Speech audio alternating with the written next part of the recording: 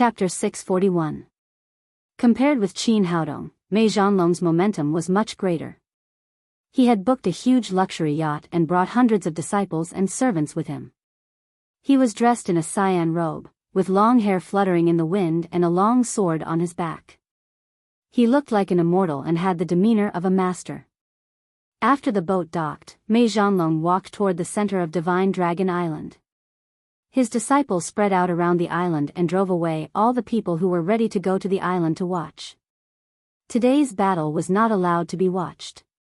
Only a few people were sitting on yachts around the island, holding binoculars in their hands and watching from afar. After all, Mei Zhanlong had not fought for a long time and many people wanted to see his elegant demeanor.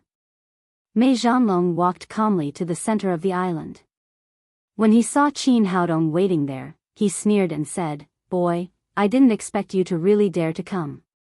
He kept looking at Qin Haodong with his eyes. He could not see through the young man's cultivation and he could not feel any dangerous aura. The more he looked at Qin Haodong, the more uneasy he felt. Qin Haodong smiled and said, "I have an appointment with an old faker like you. Why wouldn't I dare to come? Qin Haodong, how dare you kill my 2 disciples? Today, I'll make you pay with your life." Mei Zhanlong said with a murderous look, "Are you ready? If you are, I'm going to make a move. Come on, let me see how capable an old faker like you is." Qin Haodong waved his hand and asked Feng Wu and Nalan Wushuang to step aside. "I'm going to make a move," Mei Zhanlong said arrogantly, but in fact, he was very careful. He did not mean to let Qin Haodong make the first move. Instead, he made the first move. He stretched out his hands and suddenly a monstrous evil spirit swept out of his sleeves like a long dragon, rolling up and down. Finally, the 2 evil spirits merged together and cut toward Qin Haodong like a huge pair of scissors. An expert could be seen as soon as he made his move. After Mei Zhanlong made his move, Feng Wu and Nalan Wushuang's expressions changed a little. It seemed that the title of the #1 Taoist in Hong Kong was not undeserved. This old guy did have some real skills. Qin Haodong still had a smile on his face. Although Mei Zhanlong was much stronger than his 2 disciples, he still could not pose any threat to him. Seeing the 2 murderous dragons sweeping over, he stretched out his hand, and the Xian Yuan sword appeared in his palm. Then, a golden light slashed out. "No matter how powerful your spells are, I'll cut them down with my sword." The Xianyuan sword came out, and the sharp sword qi collided with the evil qi.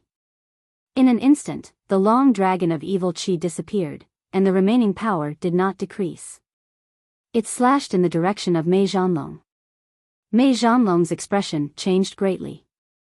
He didn't expect Qin Haodong's sword qi to be so powerful.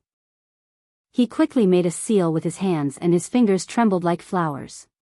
Then a huge Tai Chi diagram appeared in front of him and blocked the sword qi. "Kid, you do have some ability." Mei Zhanlong's expression became extremely serious. Qin Haodong held the Xian Yuan sword in his hand and said, "Old faker, if that's all you've got, you'll have to meet your disciple." He was not in a hurry to make his move. He wanted to see what the most powerful Dharma caster in Hong Kong was capable of. "Kid, since I dared to challenge you, I'm sure that I can kill you," Mei Zhanlong said as he took out a red banner from his arms. The banner was so red that it seemed to be dripping blood. The black scriptures on it were constantly moving, which looked extremely strange. He made a gesture, then raised his hand and shook it. The banner immediately became bigger and then disappeared in the air. Within a radius of 100 meters from the center of Divine Dragon Island, the sky suddenly darkened, as if night had fallen. Then, countless ghosts emerged from the darkness and let out soul-stirring screams. As soon as the spell was completed, Mei Zhanlong sneered and said, "Kid, let's see what's the use of your swordsmanship in front of my ghost domain." Ghosts were invisible and intangible, and the substantial sword qi could not cause any harm to them at all. Moreover, his magic weapon was specially refined. Under the protection of the banner, those ghosts were not afraid of sunlight at all, so he chose to fight in the morning. Around Divine Dragon Island, the people on the yachts were watching with great interest. Suddenly, the top of the mountain turned black and they could not see anything. Master May is really a master. He's so powerful, what a powerful magic. It's over. That kid surnamed Sheen is finished. Just now, I saw that his swordsmanship seemed to be very powerful. I thought that he could compete with Master May. Master May is really the best in Dharma caster. He deserves his reputation. People praised Mei Zhanlong's power, but they were also very regretful in their hearts. Under such circumstances, they could not see Qin Haodong being defeated. Feeling the endless ghosts around him, Qin Haodong's expression became colder and colder. Like disciple, like master. Mei Zhanlong and his disciple used ghosts to refine magic weapons. These dead ghosts were trapped in this banner and could not enter reincarnation. They could not see the sun for the rest of their lives, which was completely against the way of heaven. Facing the fierce ghosts coming at him, he took out the yin-yang mirror and shouted, "Come in." The yin-yang mirror was a great divine weapon that could communicate with the yin and yang realms. Under the powerful suction, these ghosts immediately got rid of the control of the banner and rushed to the yin-yang mirror like birds returning to their nests. They instantly escaped into reincarnation. Mei Zhanlong stood aside and was waiting to hear the screams of Qin Haodong being bitten by hundreds of ghosts. However, he did not expect that in the blink of an eye, his ghost domain would be completely broken. The banner fell to the ground with a plop and there was no ghost in it. You actually broke my magic weapon?" Mei Zhanlong was so distressed that his eyes were full of anger. If his eyes could kill, Qin Haodong would have died thousands of times. You and your disciple used ghosts to refine magic weapons. It's against the way of heaven. What's the use of keeping this thing? As Qin Haodong spoke, a golden light flashed in his hand and the Xian Yuan sword directly cut the banner into 2 pieces. There was no possibility of using it in the future. "Boy, you're courting death." Mei Zhanlong shouted angrily, "Do you know why I chose this place for the decisive battle? Today, I'll let you die with no regrets under the heavenly water skill that I've recently comprehended." After saying that, his hair and beard fluttered, and his Taoist robe swelled up. His 2 hands were like arranging flowers, forming one magic art after another. The originally somewhat gloomy sky began to surge, forming dark clouds within 100 meters above their heads, and then it began to drizzle. "Qin, now I'll show you the power of my heavenly water skill." As soon as Mei Zhanlong waved his hand, the rain in the air immediately turned into extremely sharp water blades and attacked Qin Haodong. Countless water lines were like countless knife lights crisscrossing, full of murderous intent. "Your Taoist skills are good, but it's a pity that your cultivation is too weak." Qin Haodong sneered and formed an air shield around his body with his genuine qi. The water blades slid down after colliding with the air shield and finally turned into rain on the ground. Seeing that the water blades were in vain, Mei Zhanlong raised his hands and waved his palms. The rain and the air condensed together and finally turned into a water dragon that was more than 10 feet long. The water dragon bared its fangs and brandished its claws with great power. It opened its mouth and pounced on Qin Haodong. Slash! Qin Haodong shouted and his body rose into the air. The Xian Yuan sword in his hand suddenly slashed at the water dragon with a golden light that was more than 10 feet long. Although the water dragon was fierce, it was still formed by water vapor. It was cut in half by the Xian Yuan sword and then turned into a pool of rain and fell down. This time, Qin Haodong did not hold back. A sharp sword qi directly pierced into Mei Zhanlong's left shoulder, leaving a deep wound. The people on the yacht were originally watching with great interest and they all cheered for Mei Zhanlong's Taoist skills. However, they did not expect that Mei Zhanlong would be the one who was injured in the end. Mei Zhanlong glanced at the wound on his shoulder and shouted to the woods next to him, "Song Gang, I'm injured. Why don't you come out? Lao Mei, I haven't seen you for a few years. You're really getting worse and worse. You can't even defeat such a young man. You even need me to help you." While speaking, a fat monk came out of the bushes. It was Song Gang, the great witch master. Nalan Wushuang shouted to Mei Zhanlong, "You're the best in magic in Hong Kong. It's a duel between the two of you. How can you find a helper?" Mei Zhanlong sneered and said, "Since ancient times, the winner is the king and the loser is the thief. It doesn't matter what means I use. Anyway, all of you will die today." Qin Haodong did not care too much. He glanced at the monk and asked, "Who are you?" Song Gang said, "My disciple is Sarabanta." "Oh. I see. It seems that you are also here to take revenge on me. It's good that you know. Boy, I'll let you taste the power of my white bone formation." It turned out that after Qin Haodong left that day, it was Song Gang who came to the Divine Dragon Island. He had made sufficient preparations here and added a white bone formation. After that, Song Gang's fat body shook slightly and countless red beetles rushed out of his body. The strange thing was that these insects did not pounce on Qin Haodong. Instead, they all drilled into the ground.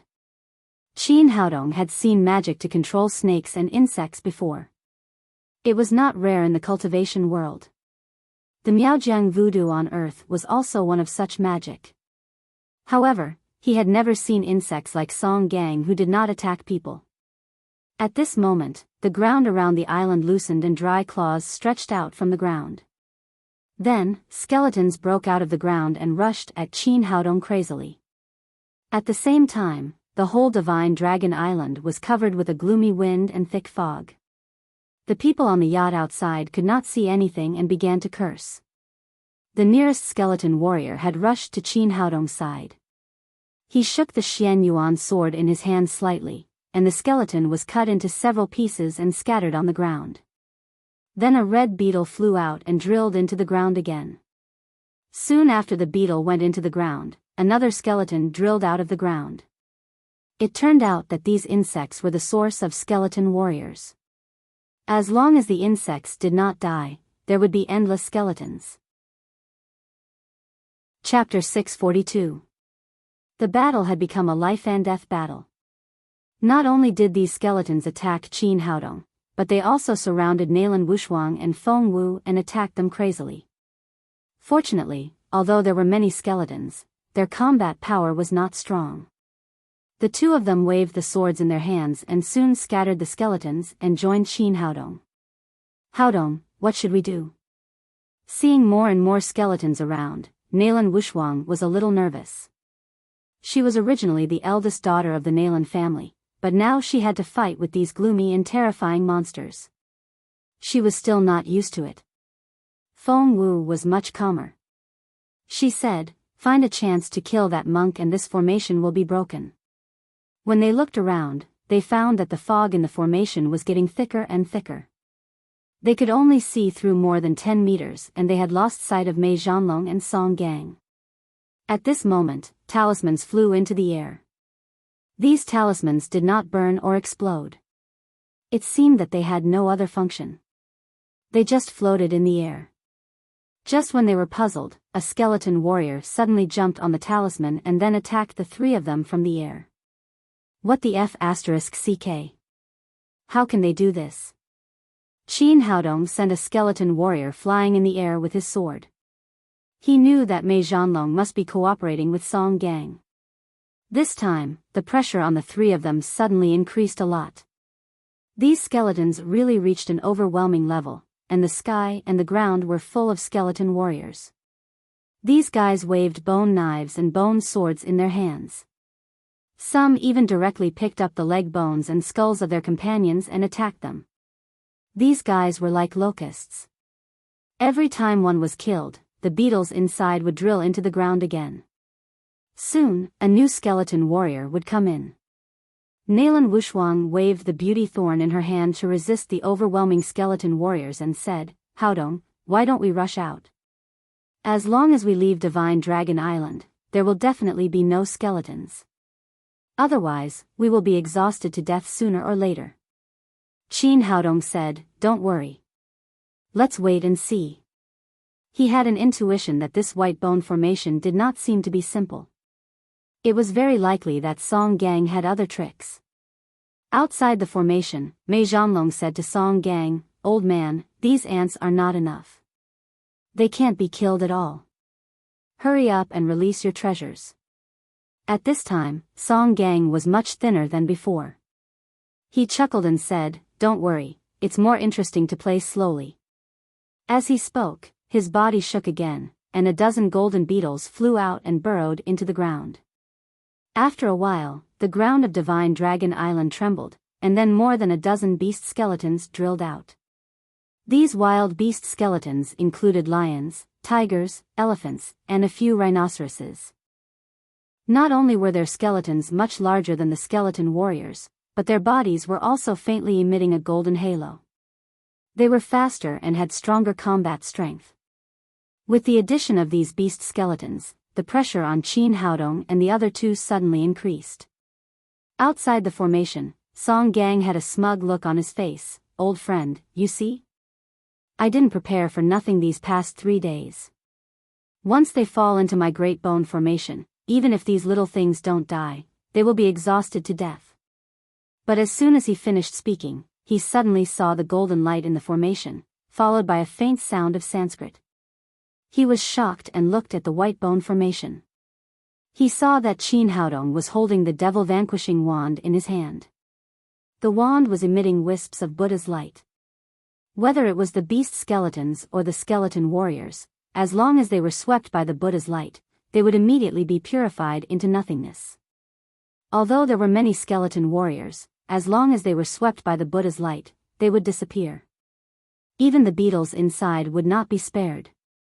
In the blink of an eye, under the illumination of the devil-vanquishing wand, there were no more white bones in the great bone formation. The dense fog around them also slowly dissipated.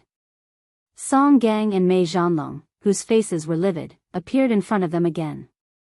Qin Haodong put away the devil-vanquishing wand, looked at Song Gang and said jokingly, "Monk, you lose weight very quickly. What other means do you have?" Song Gang glared at him fiercely and shouted to the woods behind him, "Have you old things seen enough? If you have, come out.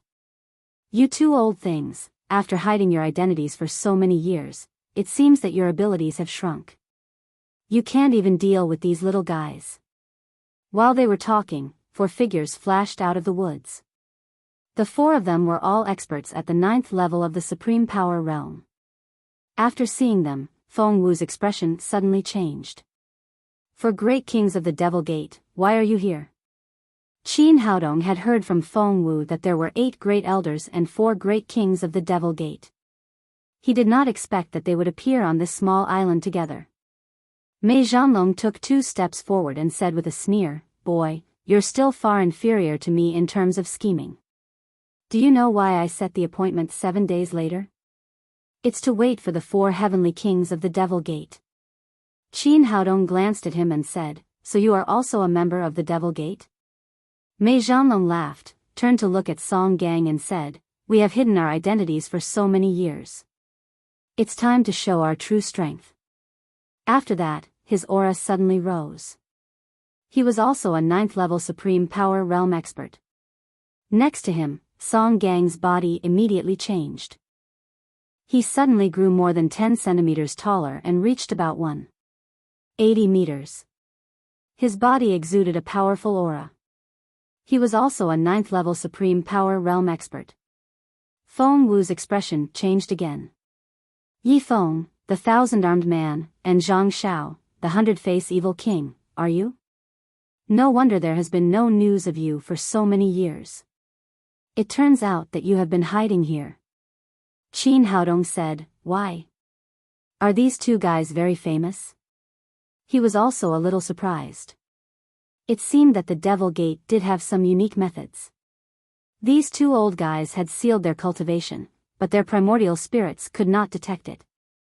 Feng Wu said with a serious expression, "Song Gang's real name is Yi Feng, nicknamed the 1,000-armed man. Mei Zhanlong's real name is Zhang Shao, nicknamed the 100-face evil king.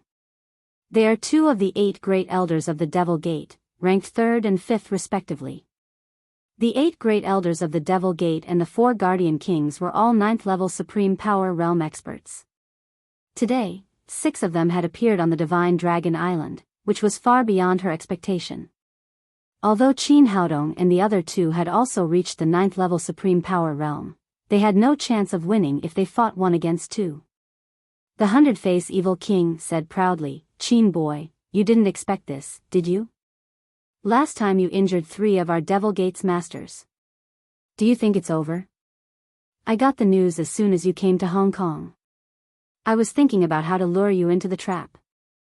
I didn't expect that you would take the initiative to kill my 2 useless disciples. I just happened to beat you at your own game and tricked you to come to the Divine Dragon Island." The 1,000-armed man also said proudly, "Magic and tame head are all used for fun when we have nothing to do. This is our real strength. Even if you little guys have some cultivation, you can't defeat the 6 of us in any case."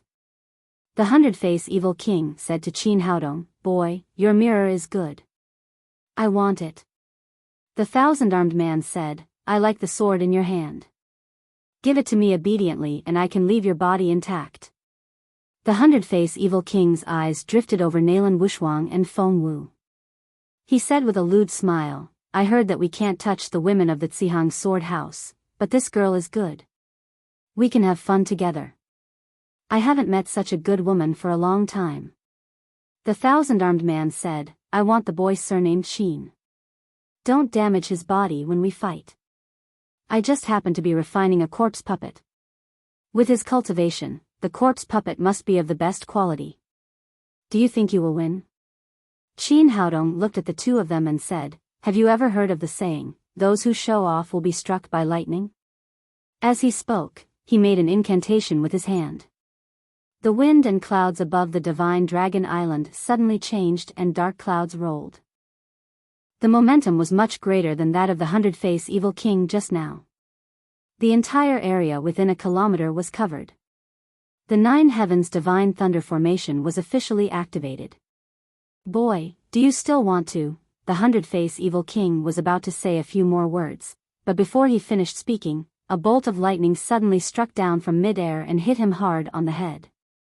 Suddenly, the 100-face evil king's long hair all stood up, just like the legendary Lei Zhenzi. His face was charred black, the robe on his body was in tatters, and the mouth that was speaking could no longer make any sound, but instead emitted a black smoke. At the same time, another bolt of lightning struck down and hit the head of the 1,000-armed man next to him. This guy was originally bald, and there was no hair on his head. After being struck by lightning, there was a faint smell of burnt meat. Qin Haodong looked at the 2 of them and couldn't help laughing. "How is it? It tastes good, doesn't it? I told you not to show off, or you will be struck by lightning." At this time, the White Tiger King of the 4 Heavenly Kings shouted, "This boy is very strange. Kill him quickly, or we can't fight against this formation." After saying that, he jumped up and drew a long saber in his hand. The saber light filled the sky and he slashed at Qin Haodong with a fierce murderous intent. As a 9th level supreme power master, his saber technique was indeed unique. The saber light was so cold that it seemed to tear the air apart. But at this moment, a bolt of lightning flashed along his long saber and fiercely struck the White Tiger King's head. With a plop, the White Tiger King, who was in mid-air, suddenly lost his ability to move and fell to the ground like a puppet. "This formation is too powerful. Run!" The Vermilion Bird King said as he grabbed the White Tiger King's belt and rushed out of the island with him in a stream of light. The White Tiger King's body movement was extremely fast. As he ran, he dodged the lightning in mid-air and successfully escaped. Chapter 643. On the other side, Azure Dragon King and Black Tortoise King also took action. They grabbed 1,000-armed man and 100-face respectively and fled out of the 9 heavens thunder formation. Qin Haodong was controlling the formation and couldn't be distracted. Nalan Wushuang and Feng Wu did take action. The beauty thorn in Nalan Wushuang's hand turned into a stream of light and stabbed at Azure Dragon King. At this time, Azure Dragon did not dare to fight anymore. He slipped to the side and fled forward again. He dodged the sword, but 1,000-armed man in his hand failed to dodge. Nalan Wushuang's beauty thorn pierced through his right chest with blood. On the other side, Feng Wu also slashed at Black Tortoise King with her Leimu sword. Black Tortoise King was carrying a man and had to avoid the thunder and lightning all over the sky, so he couldn't compete with Feng Wu at all. In a panic, Hundred Face lost one of his arms. Anyway, these people were saved. After escaping from the Nine Heavens Thunder Formation, they quickly ran to the seaside. The onlookers on the shore saw that the Divine Dragon Island was once again covered with dark clouds and thunder. They were worried that they couldn't see what was going on inside. Suddenly, they saw several figures running out. A young rich man was standing on a yacht and looking at the middle of the island. Vermilion Bird King grabbed White Tiger King and jumped onto his yacht, kicking him off. Then he drove the yacht and fled into the distance with several people behind him. Damn it, who are you? How dare you steal my yacht? I'm not done with you. The young man was almost kicked to death by Vermilion Bird King. He choked a few mouthfuls of water in the sea and was rescued. Then he cursed loudly.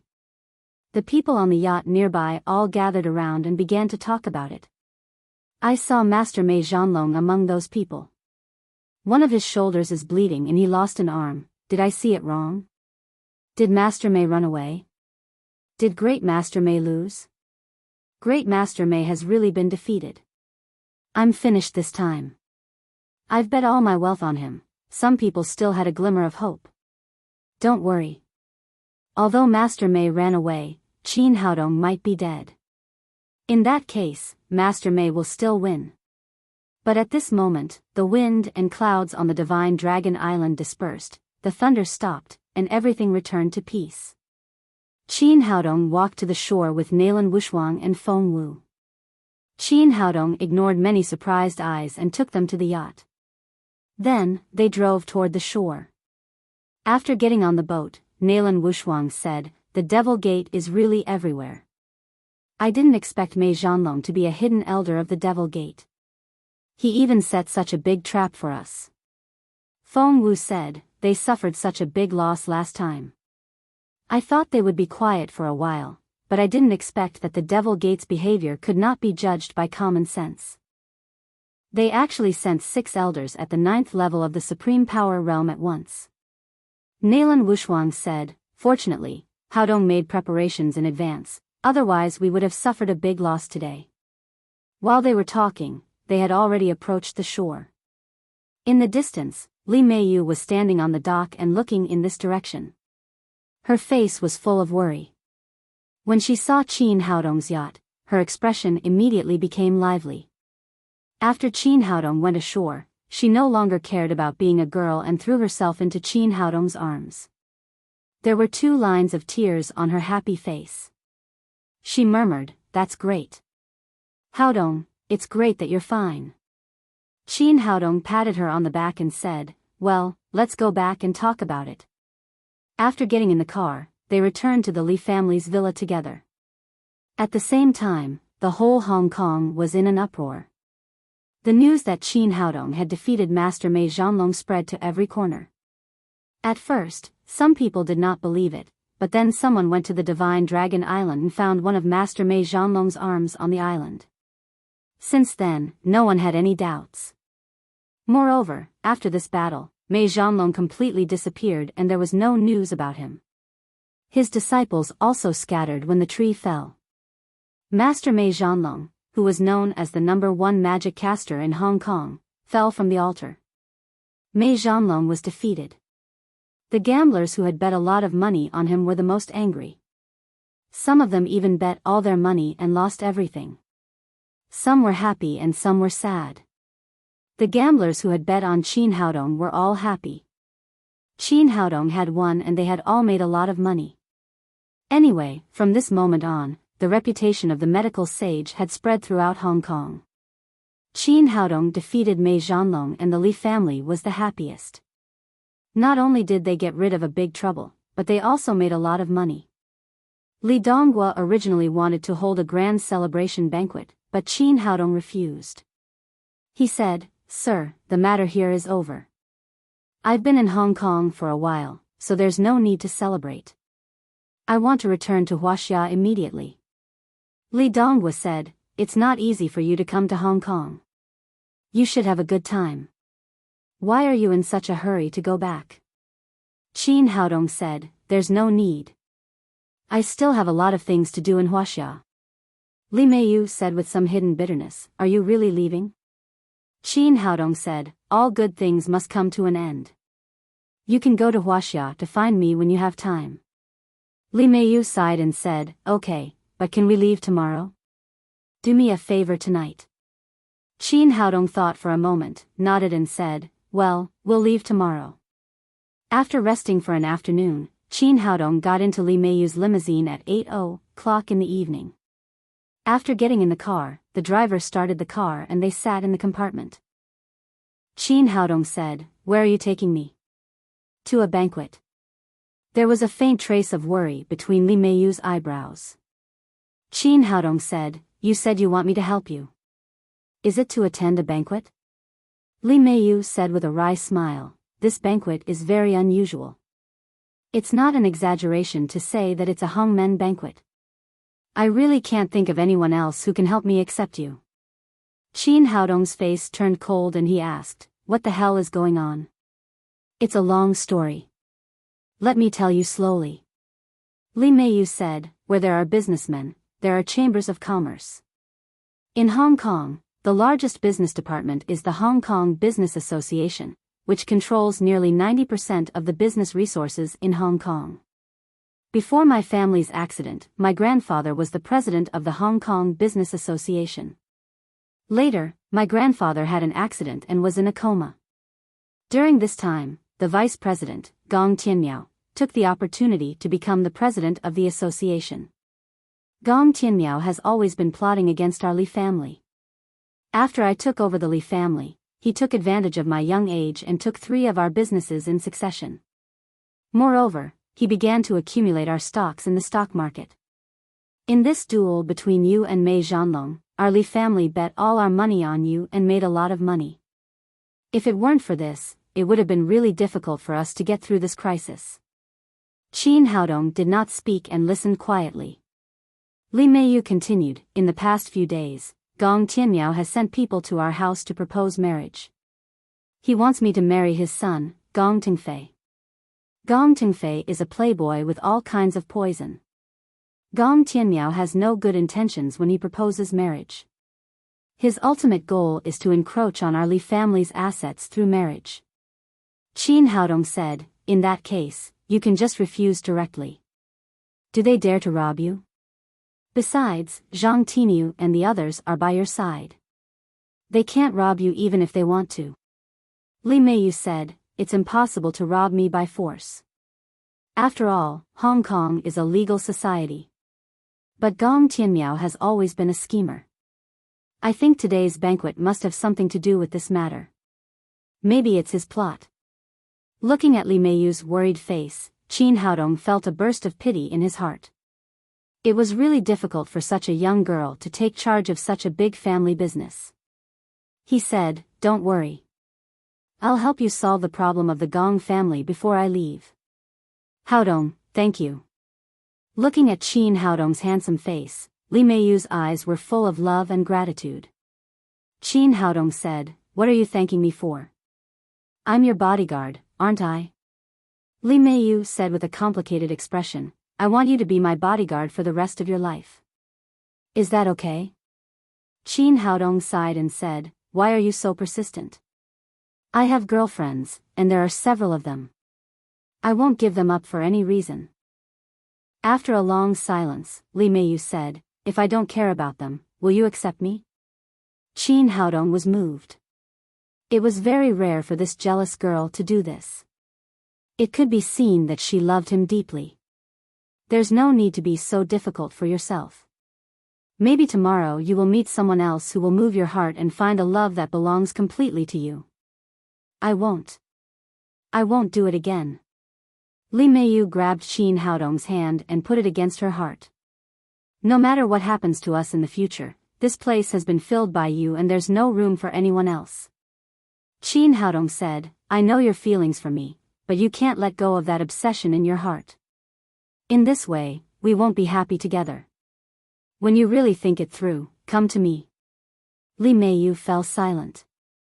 Indeed, she liked Qin Haodong very much, but she couldn't accept the existence of other girls.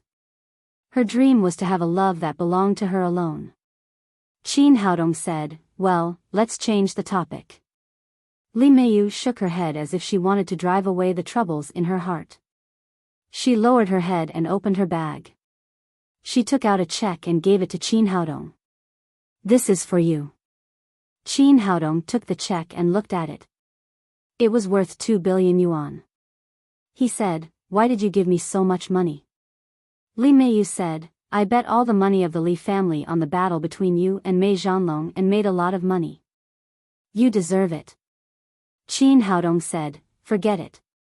Of course, the money you won belongs to you." Chapter 644. Li Meiyu said, "You've helped our family too much.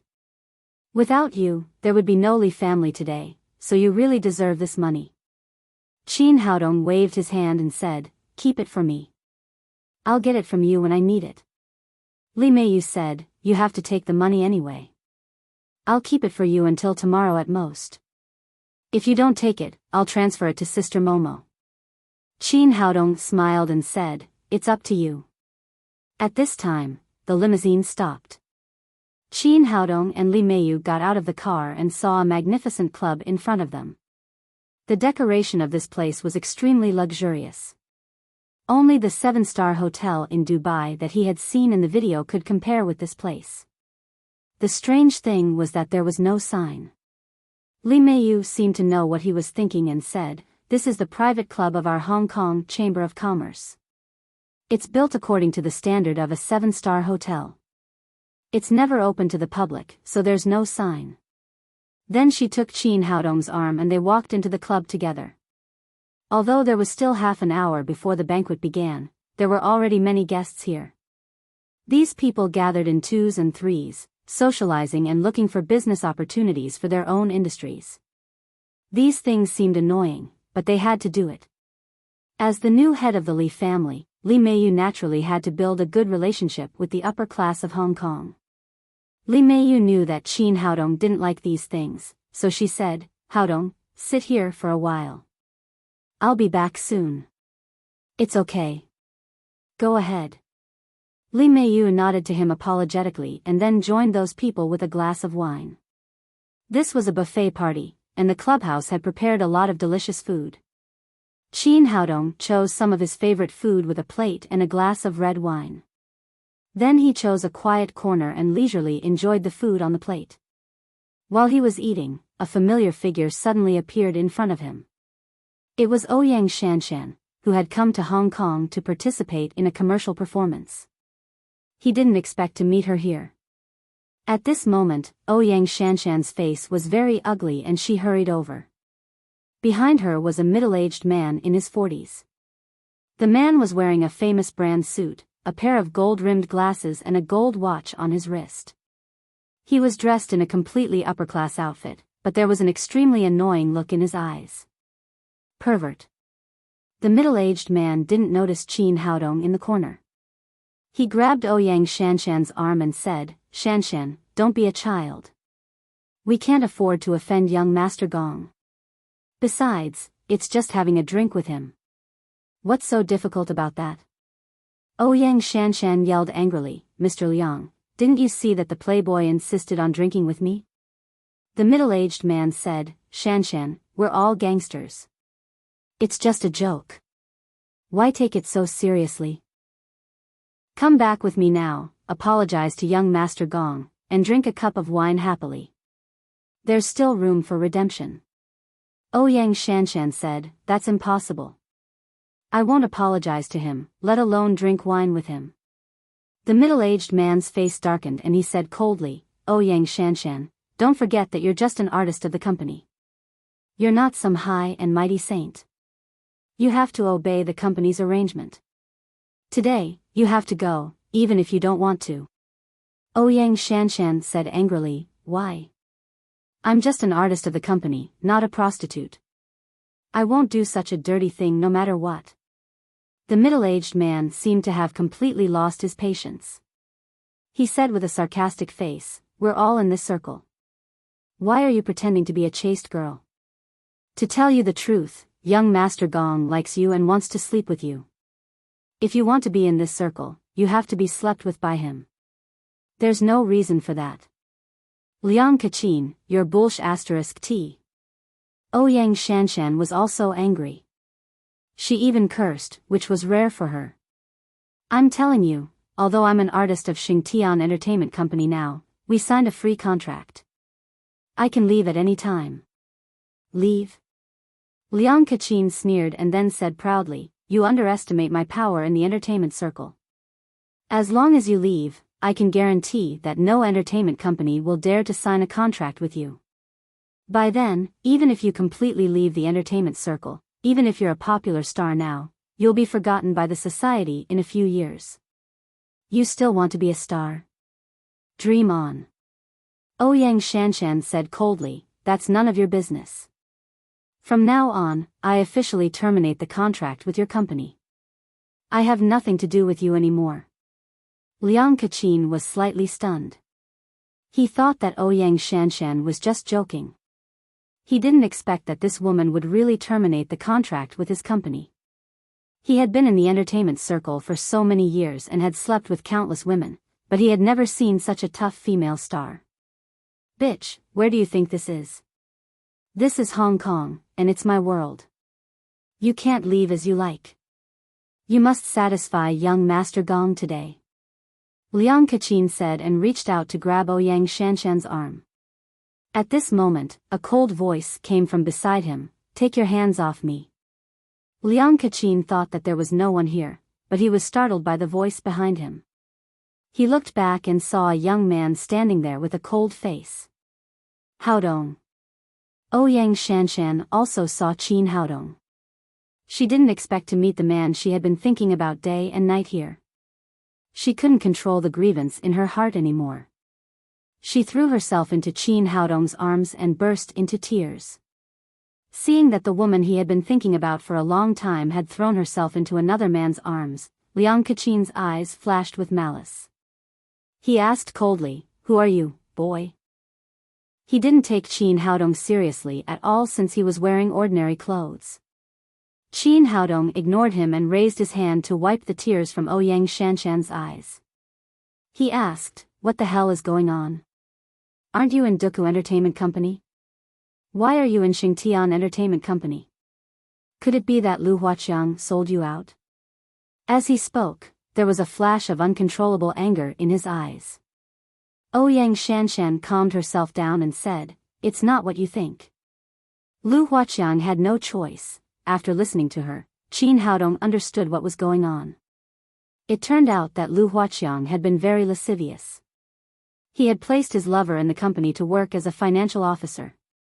However, the woman suddenly took all the money in his account a few days ago and ran away with a toy boy.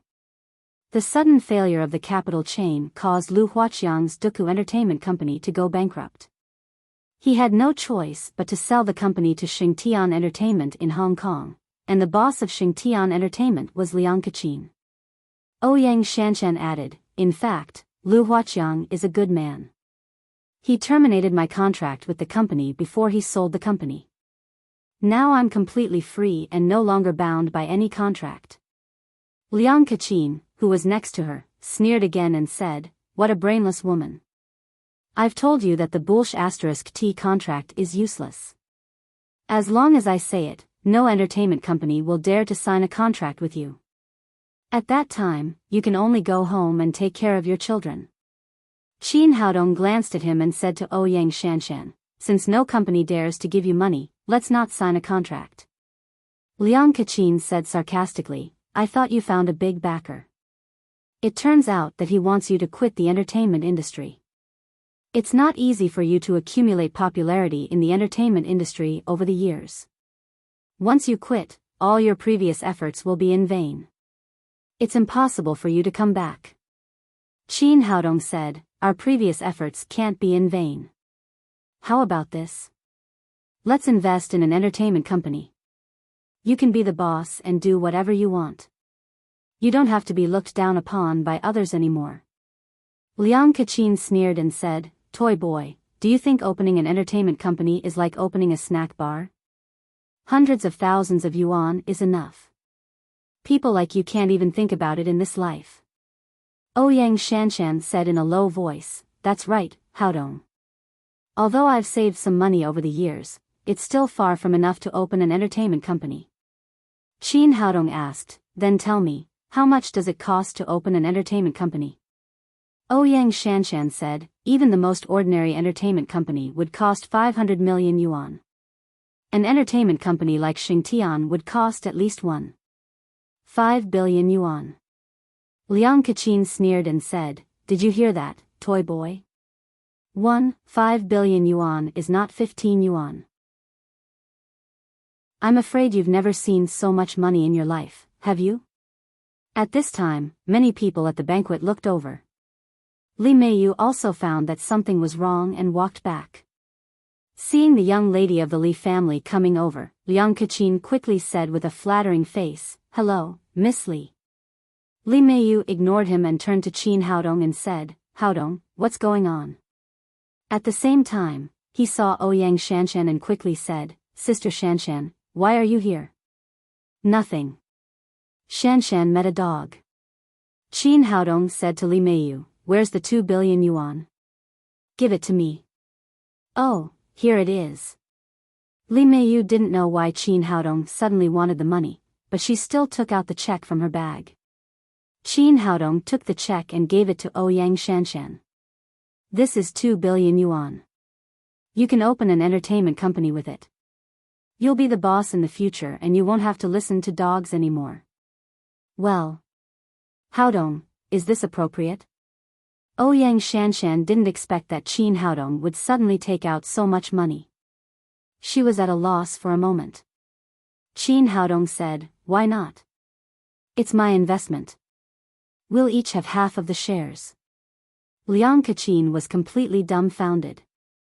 Although his Xingtian entertainment company was worth 1.5 billion yuan, it was a joint venture of several people and there were several major shareholders in addition to him. However, this toy boy in front of him suddenly took out so much money and opened an entertainment company. Were all rich people so capricious? Who the hell was he? Chapter 645. Li Meiyu had almost figured out what was going on.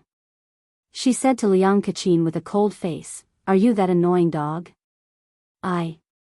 Although he was insulted by Li Meiyu in public, Liang Kachin did not dare to get angry at all.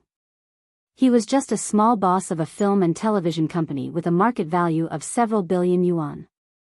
How could he be compared with Miss Li, who was worth hundreds of billion yuan?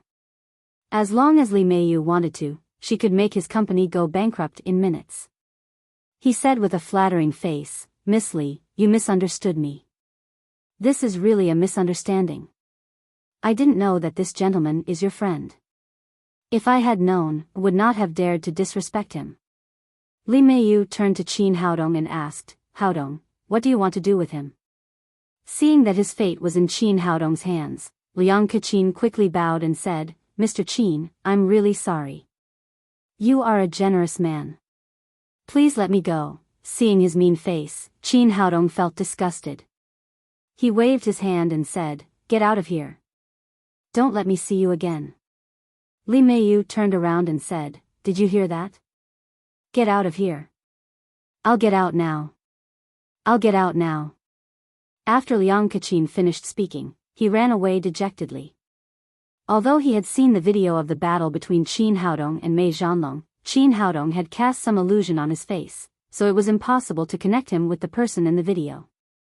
Therefore, Liang Kachin only thought that he was Li Meiyu's toy boy. At this moment, a few sparse claps rang out. Everyone looked in the direction of the sound and saw a young man in his 30s coming over. The young man was wearing a handmade suit designed by an Italian master. His hair was meticulously combed, but from his weak footsteps and the two big panda eyes on his face, it could be seen that this guy was obviously hollowed out by wine and women.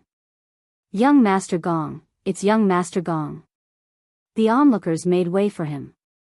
This young man was Gong Tingfei, the son of Gong Tianmiao, the president of the Chamber of Commerce. Gong Tingfei walked into the crowd with a proud face. He came to Qin Haodong, glanced at him and said, "Boy, you're living off a woman." Before Qin Haodong could speak, Li Meiyu said with a sullen face, "Gong Tingfei, what nonsense are you talking about?" Gong Tingfei turned around and said to her, "Li Meiyu, I really underestimated you. You actually used 2 billion yuan to support a toy boy. Does your old man know about this?" Li Meiyu said angrily, "Nonsense. You're the gigolo. Your whole family are gigolos." Gong Tingfei's expression changed. "You're actually talking to me like this because of a pretty boy?" Li Meiyu was about to lose her temper when Qin Haodong took 2 steps forward and said to her, "Meiyu, you're wrong about this. He's so small that he can only last for dozens of seconds. How can he be a gigolo?" Gong Tingfei has been worrying about his early retirement. To vent his distress, Qin Haodong's words had directly poked his Achilles' heel. He immediately shouted hysterically, "Boy, do you know who you're talking to?" Qin Haodong said coldly, "Do you know who you're talking to?" In order to avoid trouble, he would cast a little illusion on his face when he took photos and videos. But now he realized that there was a flaw in doing so. If this guy knew his identity, he would not dare to be so arrogant. "I don't care who you are." Gong Tingfei shouted arrogantly, "This is the Gong family's territory. You'd better lie down if you're a dragon or a tiger." Qin Haodong sneered and said, "The Gong family is nothing in my eyes." "Boy, you're so arrogant. Do you know what will happen to you if you offend me in Hong Kong?" When Gong Tingfei was about to ask someone to teach Qin Haodong a lesson, someone at the front desk shouted, "Tingfei, come here. The banquet is about to begin." At this time, there was a middle-aged man in his 50s standing at the front desk. He was the host of today's banquet and the new president of the Hong Kong Chamber of Commerce, Gong Tianmiao.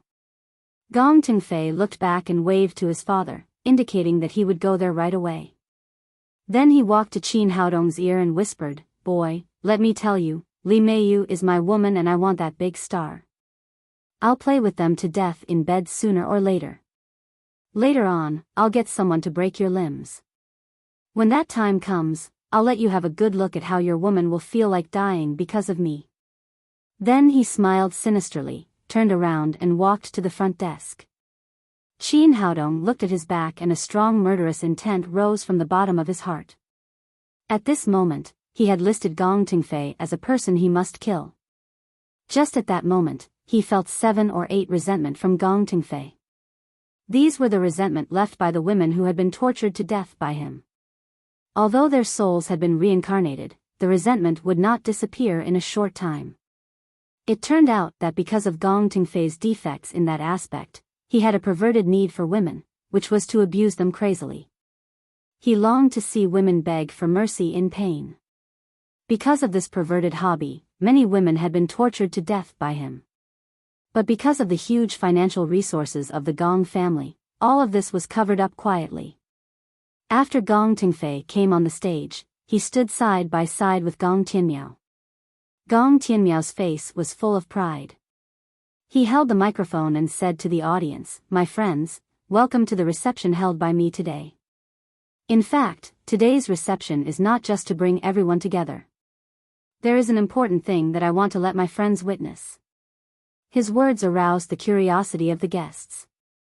They did not know what this financial tycoon wanted to do. As a woman, Li Meiyu had a bad feeling. What Gong Tianmiao said seemed to have something to do with her. At this time, an etiquette lady immediately brought a large bouquet of roses, in the middle of which was a shiny diamond ring. Gong Tianmiao said, "Everyone, today is the day that my son, Tingfei, will propose to Miss Li. Please bear witness to their love." Hearing that Gong Tingfei was going to propose to Li Meiyu, the guests were slightly stunned at first, and then they applauded warmly. Although they applauded, they shook their heads in their hearts. They had more or less heard about Gong Tingfei's character. It was a pity that Li Meiyu, a talented and beautiful woman, was going to marry him. When the applause faded, Gong Tianmiao said to the audience, "Niece Meiyu, today's banquet is specially prepared for you. Please come to the front desk. Although Li Meiyu was in charge of hundreds of billions of yuan, she was only a girl in her early 20s. She was at a loss when she encountered this kind of thing. She could not help looking at Qin Haodong nervously. Don't be afraid. I'm here. These small fries can't do anything. I'll go with you. Then Qin Haodong walked to the front desk hand in hand with Li Meiyu. This time, the expressions of all the guests changed. Gong Tianmiao publicly announced that he would propose to Li Meiyu, but Li Meiyu walked to the front desk holding another man's arm. It was obvious that she did not want to give face to the Gong family. Now there was a good show to watch. As expected, the faces of the Gong family on the stage became extremely ugly. However, Gong Tianmiao was a cunning guy after all. He soon calmed down and raised his hand to stop Gong Tingfei, who was about to lose his temper. He said to Li Meiyu with a fake smile, "Niece Meiyu, who is this?" "Your friend?" Li Meiyu said, "Uncle Gong, he is my boyfriend." Gong Tianmiao's eyebrows twitched. Then he said with a sinister smile, "Niece Meiyu, no matter what your relationship is now, I think Tingfei is the most suitable man for you. You two are a match made in heaven." Li Meiyu shook her head and said, "Uncle Gong, I don't think so." Seeing that Li Meiyu did not give face to him again and again, the smile on Gong Tianmiao's face completely disappeared. "Niece Meiyu, now that your father is old, it's not easy for you to support such a big family business alone. If you can marry Tingfei, the Gong family can also help you. If you insist on doing things your own way, I'm afraid that no one in the whole Hong Kong will dare to do business with your family in the future." As he spoke, the threat was obvious. The implication was that if Li Meiyu did not agree to Gong Tingfei's proposal, he would cut off all economic relations with the Li family in the future. This was not a proposal, but an outright forced marriage. He wanted to use the Gong family's economic status in the whole Hong Kong to force Li Meiyu to give in. Gong Tianmiao did think so. He had become the president of the Hong Kong Business Association, and with the Gong family's strong commercial strength and influence, it was a good opportunity to attack the Li family. The Li family had many old and young people. Li Dongguo was a big man when he was young, but now he was dying. Otherwise, he would not be in a hurry to hand over such a big family business to a young girl like Li Meiyu. In his opinion, in order to protect the Li family business, Li Meiyu had to compromise. As long as she could unite with the Li family by marriage, they would have the opportunity to annex the Li family's property in the future. At that time, the Gong family would become the first family in Hong Kong. But to his surprise, Li Meiyu was still unmoved. She said calmly, "Uncle Gong, I don't think so. My boyfriend can also help our family." "Your boyfriend?" Gong Tianmiao smiled disdainfully and said, "Meiyu, you'd better wake up. I really can't think of what such a young man can do for your family. What qualifications does he have to be compared with our Gong family? Uncle Gong, if you know his name, I'm afraid you won't say that." Gong Tianmiao said with a sarcastic smile, "Then tell me, what's his name? See if you can scare me." He did not think that Qin Haodong had a powerful background because he knew all the children of the big families in Hong Kong. The person in front of him was a complete stranger. Except that he was a little handsome, there was nothing special about him. Li Meiyu said, "His name is Qin Haodong, and he is nicknamed Medical Sage. Just this morning, he defeated Mei Zhanlong, the #1 magic caster in Hong Kong." His voice was not loud, but after he finished speaking, the whole banquet was boiling. "What? He is Qin Haodong? No wonder he looks familiar. He does look like the person in the video. So he is Medical Sage. What a great young man, no wonder Li Meiyu dared to refuse the Gong family. It turns out that she has found such a powerful backer." Chapter 646. Gong Tianmiao and his son were shocked and they heard that the young man in front of them was the Medical Sage. As Hong Kong people, they naturally knew about the battle between Qin Haodong and Mei Zhanlong. But recently, Gong Tianmiao had been busy taking over as the business president, and all his energy was used to obtain business benefits for the Gong family. He paid little attention to Qin Haodong and didn't know his relationship with the Li family. It was not until Qin Haodong defeated Mei Zhanlong that he knew that there was such a powerful man in Hong Kong. As for Gong Tingfei, all his energy was on women and he didn't care about men at all. He only knew Qin Haodong's name after he lost 100 million Hong Kong dollars on Mei Zhanlong. After the shock, Gong Tianmiao quickly calmed down. He was a man who had been through a lot. Although Qin Haodong defeated Mei Zhanlong, he didn't think this young man was very scary. After all, he was just an outsider and had no foundation in Hong Kong. In this respect, there was no comparison at all. It could be said that Master Mei had a lot of followers in Hong Kong. As long as he waved his hand, everyone would stand on his side. If Mei Zhanlong forbade everyone from doing business with the Gong family, they could only go out and beg, but Qin Haodong obviously didn't have this ability. Therefore, although he was shocked, he didn't have much fear in his heart. No wonder Mei Yu is so stubborn. It turns out that she has found such a big backer. Speaking of this, Gong Tianmiao changed the topic. But you have to think about it. No matter how powerful the medical sage is, he can't influence the business circle of Hong Kong. As long as I say a word, your Li family will have no business in the future. Qin Haodong pulled Mei Yu behind him.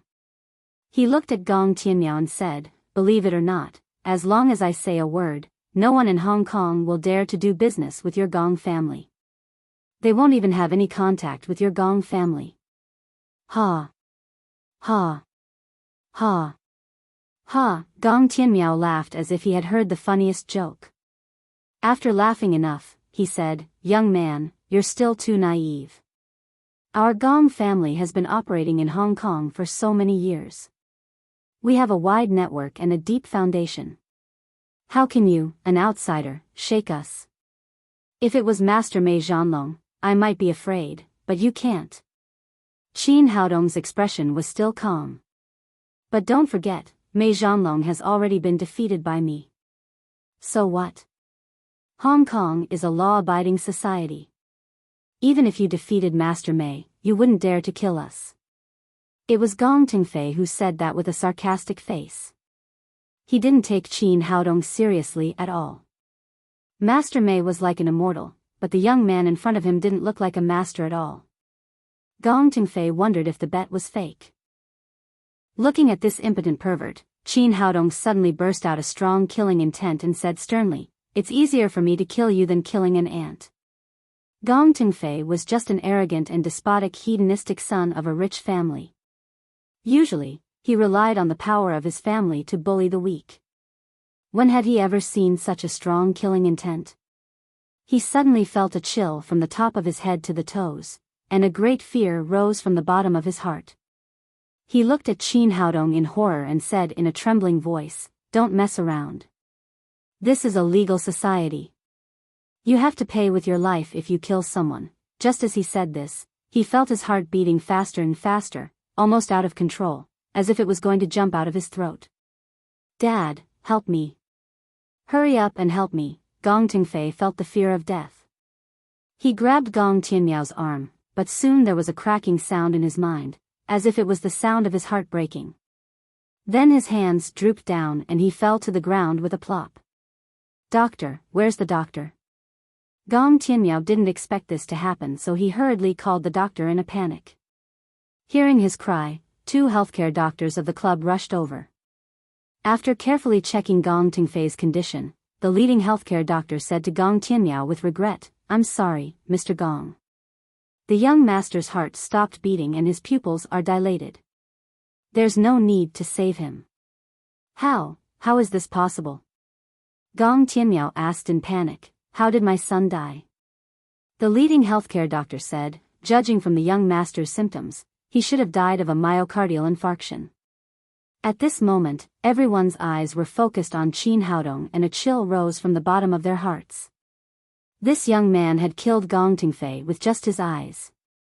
This kind of ability was really terrible. Even Mei Zhanlong could not do it.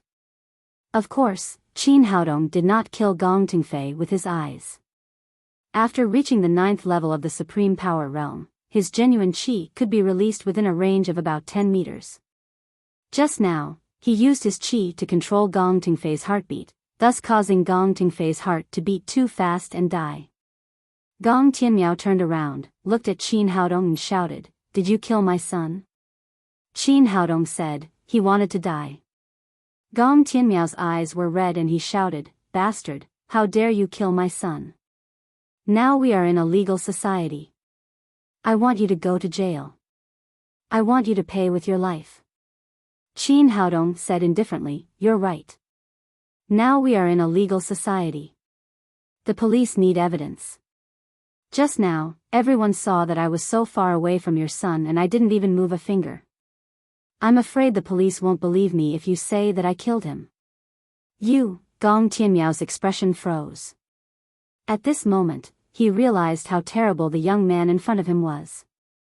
He had clearly killed his son in front of him, but he could not find any evidence. Just now, the healthcare doctor had given the diagnosis of myocardial infarction. Even if he called the police now, the police would not think that Qin Haodong was guilty. Qin Haodong said, "Mr. Gong, I advise you not to get excited. Cardiovascular and cerebrovascular diseases are generally hereditary. I'm afraid that you will get sick together with your son. Think about it, the Gong family has such a big family business. If both of you die, who will benefit from it?" Realizing the meaning of his words, the anger in Gong Tianmiao's heart was instantly replaced by fear. This young man could kill his son quietly, and he could also kill him. It was impossible to guard against Qin Haodong's means and he would not leave any traces. As Qin Haodong had just said, killing them was easier than killing ants. This young man was really terrible. It was not an accident that he defeated the #1 master in Hong Kong.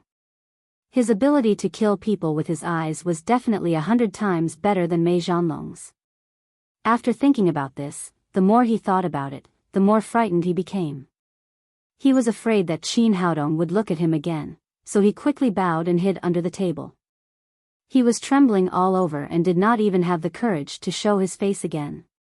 Seeing that the president of the Chamber of Commerce was so scared, the others also realized this and stepped back one after another, for fear that Qin Haodong would kill them with a single glance. In the past, they had been in awe of Mei Zhanlong's magic, but they had never reached this level. At this moment, Qin Haodong was no different from a demon in their hearts. Qin Haodong glanced around and said, "I'm a man of my word. I've just said that from today on, no one is allowed to do business with the Gong family. If anyone dares to violate this rule, I don't mind going to his house." As he spoke, a powerful aura burst forth from his body. Under the pressure of his primordial spirit, boundless reverence rose in everyone's hearts. It was as if the young man's words were an imperial edict, an order that no one dared to disobey. Gong Tianmiao lay under the table and wailed in his heart. He knew that the Gong family was completely finished. With this sentence, no one dared to do business with them in the future. Qin Haodong took Li Meiyu's hand and said, "From now on, I'll be the backer of the Li family. I welcome you to do normal business with the Li family. I won't say anything about normal business competition, but if anyone dares to use any dirty means, I don't mind destroying his family." Then he waved his hand and called Ouyang Shanshan, who was stunned, over. "This is my friend and my partner. I'm going to open an entertainment company in Hong Kong and Ouyang Shanshan will be in charge of it. This is my company. If anyone wants to make trouble, I advise you to prepare your own grave in advance." There was complete silence. No one dared to make a single sound. The powerful pressure from the soul had already left an indelible mark in their hearts. Whether it was the Li family or Ouyang Shanshan, they were definitely not people they could afford to offend. Liang Kachin hid in the corner. Originally, he wanted to find a chance to take revenge on Ouyang Shanshan, but now he completely dispelled the idea. Even if he was given 100 guts, he would not dare to touch Ouyang Shanshan again. After that, there was no need for Qin Haodong to stay any longer. He left the banquet with Li Meiyu and Ouyang Shanshan. After they went out, Ouyang Shanshan said to Qin Haodong, "Haodong, thank you." In the eyes of others, she was a glamorous star, but in fact, only she knew how much she had suffered behind the scenes. Now the man in front of her had completely changed her fate. In the future, she would no longer be a simple entertainer. She would have her own entertainment company and become the boss. From now on, she would no longer have to worry about the unspoken rules, accompany others to drink, or be subservient to others. Moreover, with Qin Haodong's power just now, she believed that no one in Hong Kong would dare to make trouble for her. "There's nothing to thank me for. Call me if you need anything in the future." Qin Haodong waved goodbye to Ouyang Shanshan and then got into Li Meiyu's limousine. After getting in the car, Li Meiyu looked at the man in front of her with a complicated expression. Originally, she knew that the father and son of the Gong family were up to no good, so she wanted to use Qin Haodong to get through this. She didn't expect that Qin Haodong not only helped her solve the problem, but also solved it so thoroughly. From now on, the Li family would have a new future in Hong Kong. Qin Haodong looked at her with a smile and said, "Are you going to thank me too?" Li Meiyu gritted her teeth and said in a low voice, "Let's go get a room." Chapter 647. While speaking, Li Meiyu lowered her head. It was the first time she had said such words to a man. Her cheeks blushed like a ripe apple.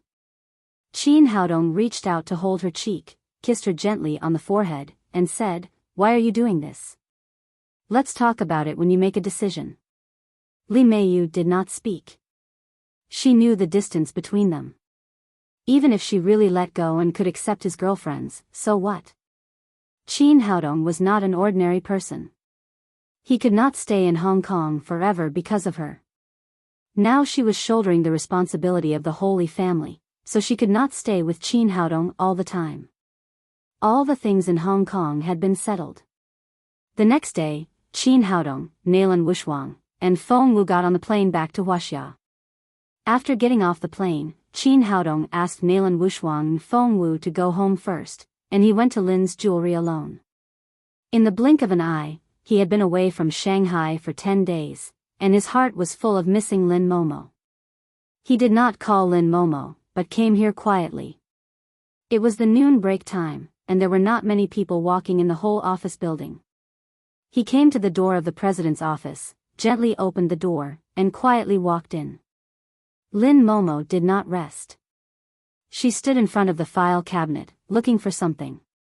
Qin Haodong put his arms around her slender waist from behind and kissed her hard on the cheek. "Girl, why don't you take a rest at noon? Why are you working so hard?" Lin Momo's body was tense at first, but then she felt the breath of this man and relaxed. She turned around and said to Qin Haodong in surprise, "You're back. Why didn't you call me in advance?" Qin Haodong still put his arms around her slender waist, put his forehead on hers, and said with a smile, "I wanted to make a surprise attack. I wanted to see if there was a gigolo behind your man's back." "You're a gigolo. Who else would I look for?" Being held tightly by Qin Haodong, and hearing the words, "your man," Lin Momo felt her blood getting hotter and her cheeks getting redder and redder. "In that case, I'll give you a good reward." Qin Haodong kissed her hard, and his two big hands also launched a crazy attack. Due to various reasons, he and Lin Momo hadn't done this kind of thing for a long time. Both of them were like dry firewood and raging fire. The slightest spark would ignite them. After a long time, Lin Momo pushed him away and said breathlessly, "Don't mess around. This is the office." However, what Qin Haodong wanted was the office. During this time, Lin Momo had been busy with work. The two of them had no time to go out and get a room. There was always an elf-like little fellow at home. It was the right time to look for the office. Moreover, this kind of thing would be different if they changed the venue. He locked the door of the office and rushed into the suite with Lin Momo in his arms. Under her man's fierce attack, Lin Momo had no strength at all. She couldn't resist at all and let him do whatever he wanted. Along the way, the two of them were wearing less and less clothes. When they threw themselves on the bed, they were already naked. For the whole afternoon, the two of them were busy on the bed. First, they were like dry firewood and raging fire to relieve the pain of lovesickness. Then, Qin Haodong set up a restriction in the room to help Lin Momo improve her cultivation. With the magic cultivation method of double cultivation initiation, Lin Momo also reached the 9th level of Supreme Power Realm after 2 hours. Qin Haodong was very satisfied with this result. The top families in the capital only had 2 9th level Supreme Power Realm experts, but now he had a total of 4. Moreover, this was not the end.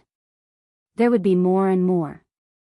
If Hu Shaoxian, Nalan Wuxia and Yagi Yukaim of Neon were included, he could gather 7 9th level Supreme Power Realm experts. This strength was enough for him to look down on the 7 great families in the capital. Thinking of Hu Shaoxian, this little fox-like woman had suddenly lost contact recently.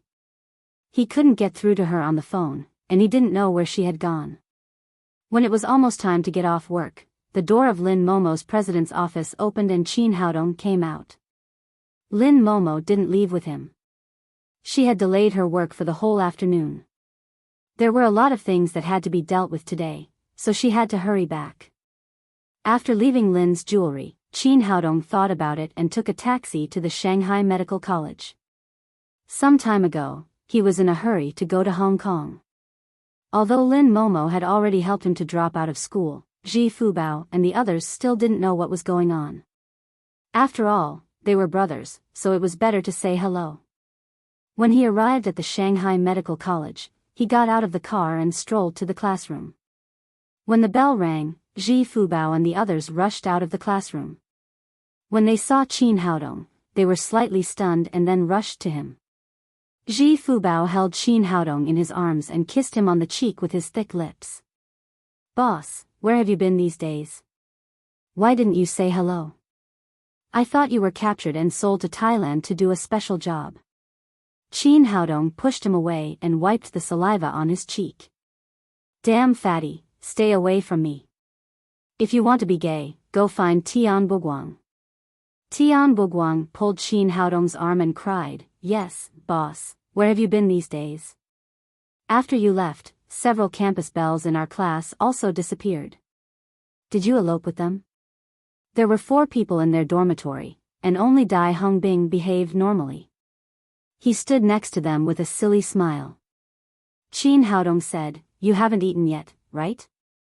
Let's find a place to eat and talk. It's my treat today. You can eat whatever you want." Ji Fubao cried, "That's great.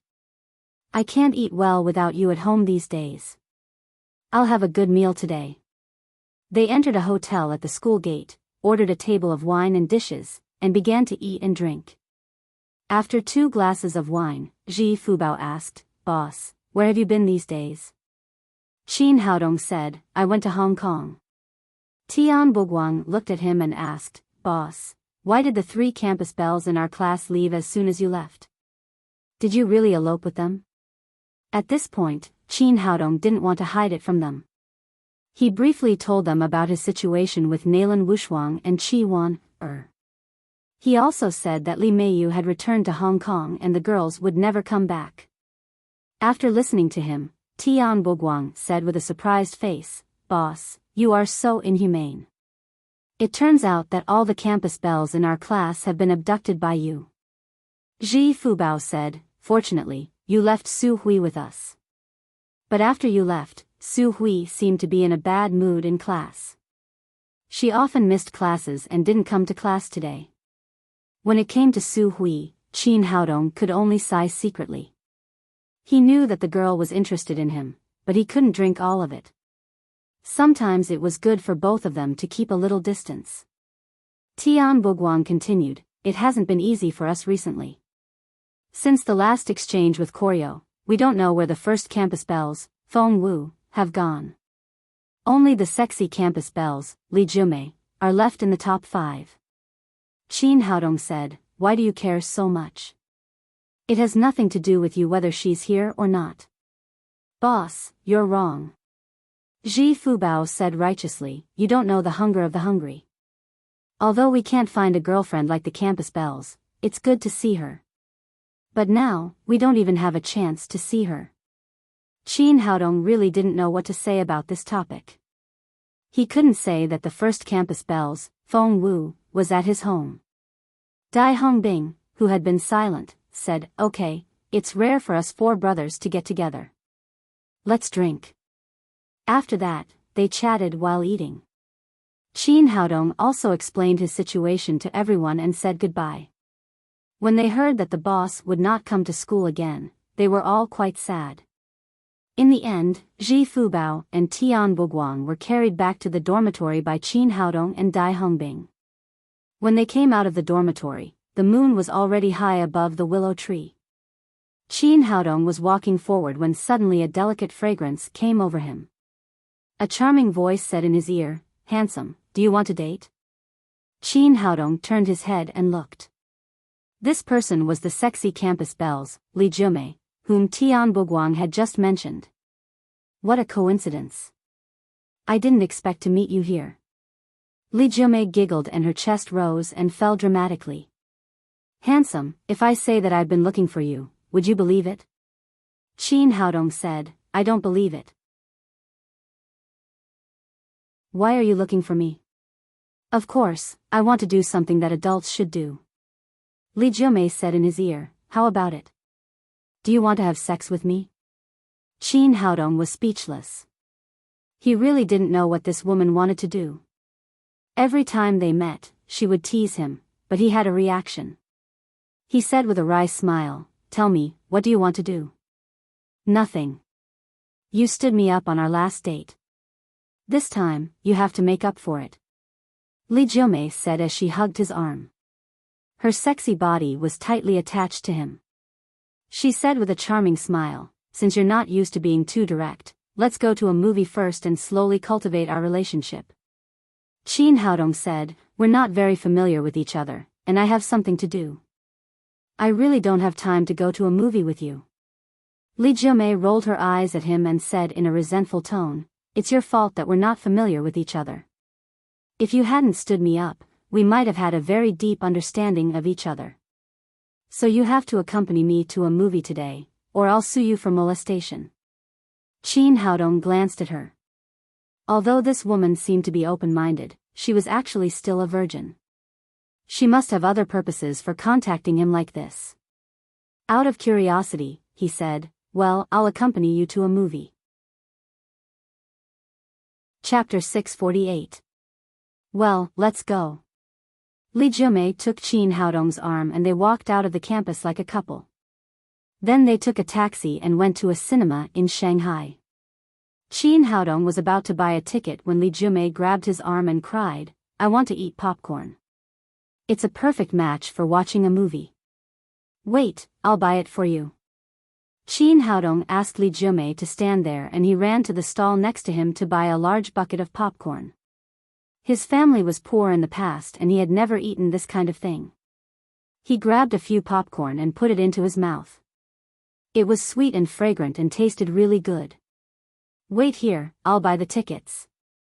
Qin Haodong asked Li Jiumei to wait in front of the door and he ran to the ticket office to buy the tickets. It was the peak time for watching a movie. After waiting for a while, he bought 2 movie tickets, but when he returned to the original place, Li Jiumei was nowhere to be seen. "Where is she? Where did she go? Did this girl ask me out to watch a movie just to swindle a bucket of popcorn from me?" Qin Haodong looked around and suddenly saw the scattered popcorn. Then he looked in the direction and saw 3 big men carrying a sack in the distance. They were walking forward in a hurry, and the sack kept squirming. It was obvious that there was a person inside. "Oh, no, this girl has been caught." Thinking of this, he immediately chased after them. The 3 big men were all extremely rugged. They were 190 meters tall and weighed no less than 100 kilograms. The big man in the middle was carrying a sack and walking forward in a hurry. "Stop." Suddenly, a young man appeared in front of them. Qin Haodong had already felt the aura in the sack and was sure that it was Li Jiumei. He glanced at the 3 men again. These three big guys had reached the 5th level of the covert power. No wonder they could kidnap Li Jumei silently. "Toy boy, what are you doing?" the big man carrying the sack said in a rough voice. Qin Haodong did not know the specific situation, so he was not in a hurry to take action.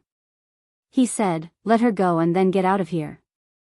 When the big man saw that Qin Haodong was here to ask for Qin Haodong, he immediately shouted to his two companions next to him, Lao Er and Lao San, "This guy wants to rob us.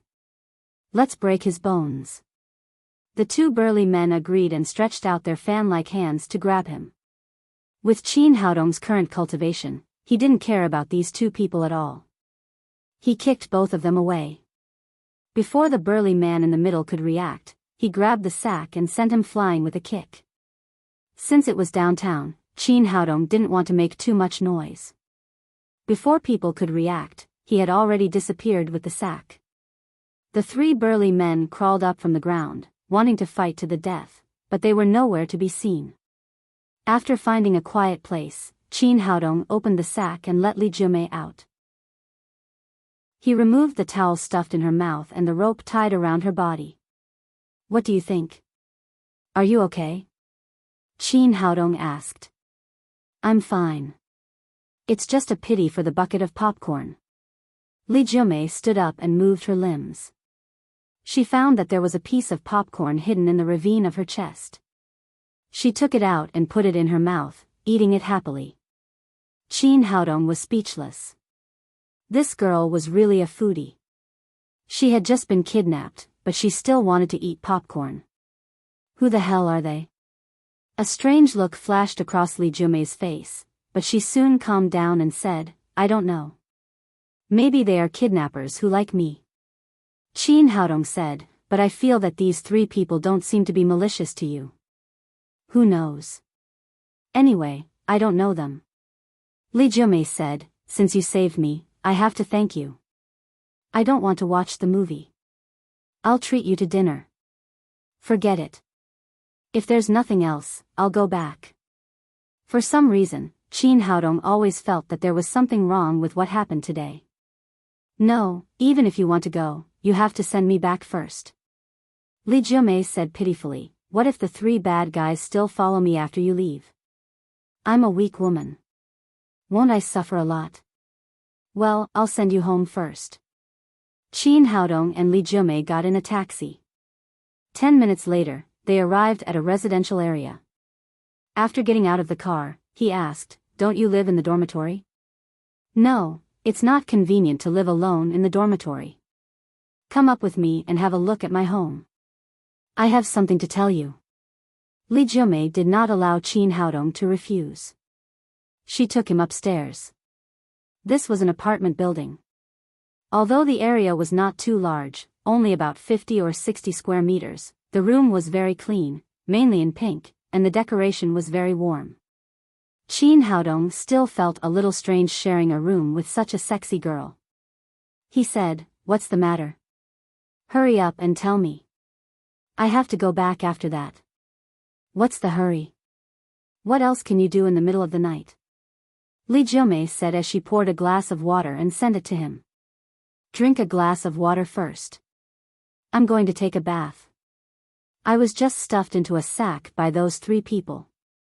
I'm so dirty. I'll tell you after I take a bath." After that, she grabbed a bath towel and went into the bathroom next to her. Qin Haodong had no choice but to sit there and wait. He had just drunk a lot of wine and felt thirsty at this time. He grabbed the glass and drank up the mineral water in it. Li Jumei secretly watched everything outside from the bathroom. When she saw Qin Haodong drink the water in the glass, a touch of pride appeared on the corner of her mouth.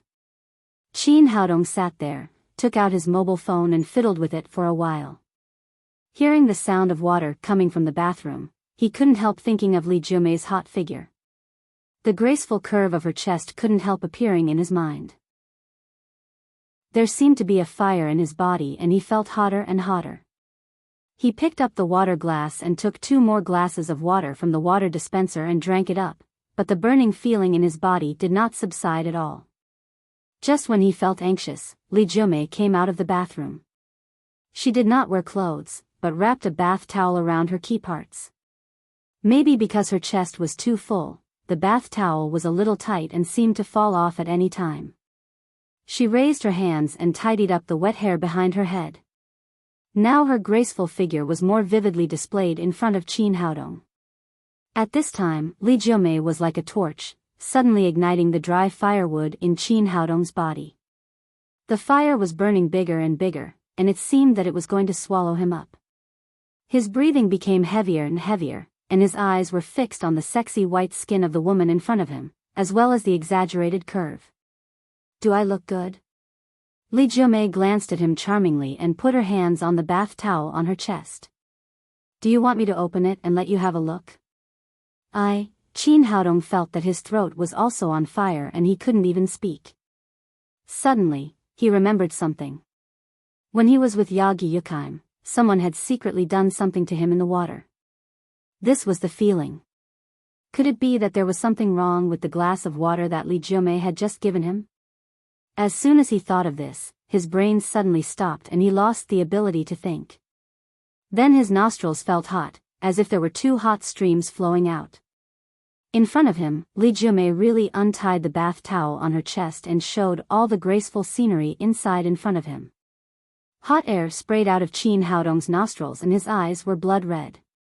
He let out a beast-like roar, violently picked up Li Jiumei and rushed to the big bed next to him. An extremely complicated look flashed across Li Jiumei's face, and then she slowly closed her eyes. Then a scene of an erotic scene played out in the room. After a long time, the clouds stopped and the rain stopped. The two of them slowly quieted down. The red in Qin Haodong's eyes had faded, and he slowly regained his senses. Recalling the scene just now, he couldn't help but feel speechless. Including the time when Yagi Yukheim was drugged, this was the second time he had been drugged. As a man, he really didn't know whether it was good or bad to encounter such things often. He turned his head and glanced at the woman next to him. Li Jiumei, who had just been moistened by the rain and dew, looked more beautiful and charming at this time. She was already extremely sexy, but now she had a mature charm. "Big sister, what are you doing?" Qin Haodong smiled bitterly. Of course, he would not cry like a woman, but he had to figure out the cause of the matter. If a beautiful and sexy woman like Li Jiumei wanted to find a boyfriend, she could call a strong army with a wave of her hand. Why did she use this method on him? Li Jiumei smiled playfully and said, "Are you going to call the police and say that I molested you?" Big sister, tell me quickly, what are you doing?" Li Jiumei smiled again and said, "I just like you. You are handsome, have a house and a car, and have a good job as a doctor, so I pushed you down.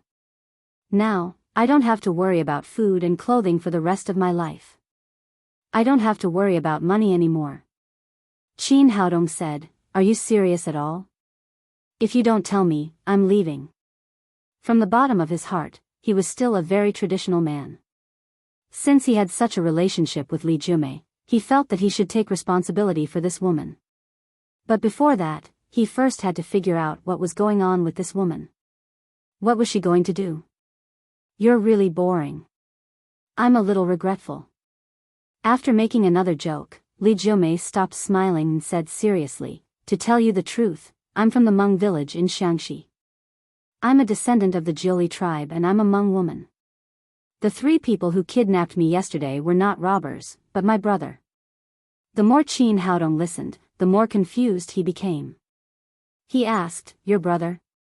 Why did they kidnap you?" Chapter 649. Get married? Do you still need to get married? Do you have a fiancé?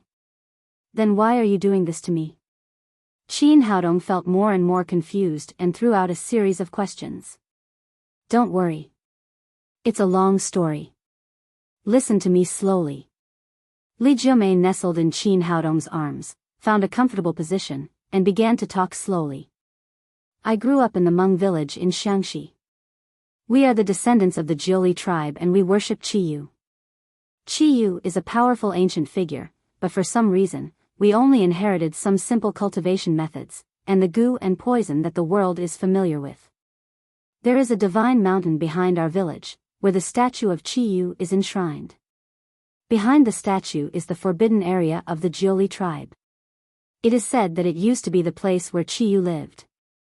As long as you can open the gate of the forbidden area, you can get the purest inheritance of the Jioli tribe. If others heard this, they could only treat it as a story or a legend. But Qin Haodong was different.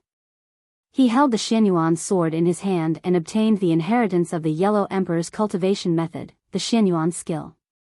Li Jiumei continued, according to the ancestral teachings of the Jioli tribe, the only way to open the gate of the forbidden area is to let Chi-Yu recognize the blood of the Holy Virgin. According to this ancestral teaching, our Hmong village will choose a saintess every 20 years. On the day the saintess reaches 20 years old, we will bring the saintess to open the door of the forbidden land. Unfortunately, after so many years, there hasn't been a saintess whose blood has been recognized by the great god Chi-Yu. Qin Haodong said in surprise, "How can we open the forbidden area with the blood of the Holy Virgin? You won't just kill him, will you?" "Of course not. We are kind by nature. How can we be so fierce to our own people?" Li Jiumei said, "There is a stone statue of a monster in front of the forbidden area. The way to open it is to take 3 drops of the Holy Virgin's blood and put it in the monster's mouth. But there is a special requirement, that is, the Holy Virgin must get rid of her virginity before the age of 20. According to the ancestral records, only the blood without Yin Qi can get the recognition of Chi-Yu to the greatest extent." Qin Haodong said, "Are you the current Holy Virgin of the Hmong village?" Li Jiumei nodded. "I was chosen as the Holy Virgin soon after I was born. From that moment on, I couldn't decide my own fate. Fortunately, my grandfather was the chief of the Hmong village. He was very open-minded and did not limit me to a small place like the Hmong village.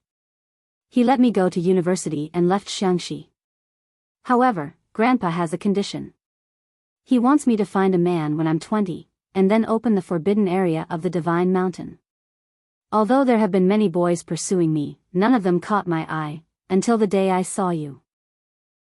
She raised her head, stared into Qin Haodong's eyes and said, "Since the moment I saw you, I felt that you were the man I should choose. But you are so annoying. I asked you to date, but you stood me up. The day of the forbidden area's opening is getting closer and closer. Originally, I wanted to look for you again, but who would have thought that you would suddenly disappear again, and I haven't seen you for more than 10 days. My grandpa in the Hmong village saw that I couldn't find anyone, so he arranged a marriage for me and asked me to go back and get married. But I don't like that person at all. How could I give myself to him casually? I never agreed. The forbidden area will be opened in 2 days. Grandpa can't wait, so he asked my 3 brothers to take me back."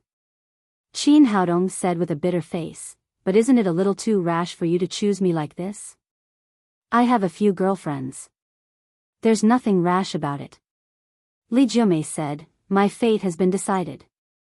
It's better to give myself to someone I like than to someone I don't like. I knew that you wouldn't agree so easily, so I used a little trick. I wanted to watch a movie to create the atmosphere, but my 3 rude brothers ruined it. As for your girlfriends, I don't care. There's no conflict between them and me, as long as you also like me." After figuring out the whole story, Qin Haodong said, "What if I don't come back in a few days? What else can we do? I can't break my promise in front of Grandpa. Otherwise, our family will become the sinners of the whole Hmong village. If you don't come back by tomorrow night, I only have 2 choices. I can either go back and get married to that guy, or I can grab someone from the school and have sex with them." Li Jiumei said with a smile, "Fortunately, you have a conscience and came back in time." Qin Haodong was speechless for a while. It had nothing to do with conscience. He didn't know these things before, but since it had happened, he could only say that it was fate. If Xi Fubao and the others knew that the second campus belle had also become his woman, he didn't know if they would come to fight with him. He asked, "Then when are you going back?" "It's not me, it's us." Li Jiumei smiled slyly. "According to the rules of the clan, you are now the son-in-law of our Hmong village. You must go with me. Qin Haodong didn't expect that there was such a rule. He said, well, since you've solved it here, there's no need for me to go again, right? How can you do that? You must go, or the clan won't believe me. What if they force me to marry that guy again? Wouldn't you be wearing a green hat by then? Qin Haodong was completely conquered by this woman's unrestrained thinking. No matter what, Li Jiumei was now his woman, so it was not a big deal to go with her. Well, I'll go with you, but it can't be too long. No problem. We'll come back as long as the opening ceremony is completed. Li Jiumei cried excitedly, you're so nice. You deserve to be the man I chose. Looking at the graceful body in front of him, Qin Haodong felt like he was dreaming. He had another woman in a daze. Li Jiumei held his arm and said coquettishly, but you were so rude just now. You didn't care whether it was my first time or not. Can you blame me for that? You gave me too much medicine. I'm afraid that your constitution is too good. You're a doctor, so the medicine won't work if it's too little. I only have one chance. Li Jiumei said, I don't care. Anyway, you have to compensate me. Qin Haodong said, how can I compensate you? Li Jiumei said charmingly, 3 more gentle times to make up for your rudeness just now. Before Qin Haodong could say anything, he was already pressed under her, and then the first compensation began. In the following night, he finally realized what it meant to be affectionate. Although it was Li Jiumei's first time, she was still as enthusiastic as fire. He could not remember how many times he had compensated her. It was not until dawn that he finally stopped. He first went to the bathroom to take a cold shower, and then covered Li Jiumei's charming body with the quilt. This woman seemed to be magical. As long as he saw her body, he could not stop. When are we leaving? Qin Haodong asked. After a night of torment, Li Jiumei was also very tired. She said lazily, we'll leave in a while. We have to rush back to our Hmong village before tonight. Tomorrow night, we will go to the mountain to pay our respects. Qin Haodong said, can I take 2 people with me? He felt a little embarrassed to leave as soon as he came back from Hong Kong, so he wanted to take Nailan Wushuang and Feng Wu with him. As if seeing through his mind, Li Jiumei said, you don't want to take that flat-chested woman with you, do you? How do you know? While Qin Haodong was shocked, he also cursed in his heart. Feng Wu's figure was perfect and she was not flat-chested at all. How would she feel if she knew that she was called a flat-chested woman? However, compared with Li Jiumei's amazing curvature, Feng Wu was indeed a little slender. However, each of them had their own characteristics. If Feng Wu was really matched with Li Jiumei's big breasts, not only would her figure become abnormal, but her temperament would also not match. Only this little witch, who was known as the sexy campus belle, could match such a devilish figure. Li Jiumei said, you 2 hooked up at the exchange meeting. Don't think that I can't see it. After you disappeared, she disappeared. I don't believe that you 2 didn't elope. What are you talking about? She's just a dry bean sprout. I really don't know what you like about her. Li Jiumei waved her hand and said, everyone has their own preferences. I don't care if you like that flat-chested woman. But you can't take her with you this time. You are the man I chose. How can you take a woman back? How can I explain it to my grandparents? Well, Qin Haodong thought about it and agreed, well, I'll go with you alone, but I have to call home first. Li Jiumei said, go ahead, but you'd better not tell the flat-chested woman that you are going with me. Otherwise, she may be jealous and go to the Hmong village with you. From her words, Qin Haodong felt that her relationship with Feng Wu did not seem to be very harmonious. After hesitating for a while, he did not tell Feng Wu that he was with Li Jiumei, nor did he say that they were going to the Hmong village. He just said that he was going with a friend to treat her family. After listening to him on the phone, Li Jiumei curled her lips and said, you men's words really can't be trusted. Ugh. It's all because of you that I lied. Now you actually dare to laugh at me. Qin Haodong pulled the quilt away and raised his hand to slap Li Jiumei's butt. There was a loud and crisp sound, but Li Jiumei did not care at all. She glanced at Qin Haodong and said, "Handsome boy, I was wrong. How about I compensate you?" Qin Haodong quickly covered her body with the quilt. If they continued to toss and turn like this, he was afraid that both of them would become soft-footed shrimps later. How could they go back to the Hmong village? Chapter 650. An hour later, the two of them went downstairs with their luggage and rushed to the airport. Li Jiumei didn't feel much in bed, but when she went downstairs, she still felt the price of last night's madness. There was a burst of pain, and at the same time, she felt a little uncomfortable walking. As a doctor, Qin Haodong knew what was going on. He reached out and put his hand on her lower abdomen. Under the operation of the greenwood genuine qi, Li Jiumei's strange feeling and pain immediately disappeared. After feeling the comfort of her body, Li Jiumei winked at him and said with a charming smile, "It seems that it's good to find a doctor as a boyfriend. I'll reward you in the evening." Again? You really forget the pain when the scar is healed. You'd better take a good rest these days. Okay, I'll listen to you. I'll squeeze you dry in a few days. When the two of them went downstairs, they found that 3 big men were already waiting there. They were Li Jiumei's 3 brothers. Since she had decided to go back, there was no need to hide from these people, so Li Jiumei specially called them to come over and prepared to return to the Hmong village together. "Let me introduce you. This is my eldest brother, Li Jiugao. This is my second brother, Li Jiufu. This is my third brother, Li Jishui." After introducing the 3 big men, Li Jiumei pulled Qin Haodong and said, "This is my man, Qin Haodong." Li Jiumei did not say anything about her boyfriend. She directly said that this was her man. The implication was that the two of them had made a good relationship. After listening to her introduction, Qin Haodong burst out laughing. It turned out that the 3 big men in front of him were tall, rich and handsome brothers. It seemed that their father was also a wonderful person. He actually gave the 3 bear-like guys such lofty names. The 3 brothers glanced at Qin Haodong. The third brother, Li Jishui, said, "Little sister, your taste is getting worse and worse. You actually found such a bean sprout. His physique is too poor. Be careful not to break your waist."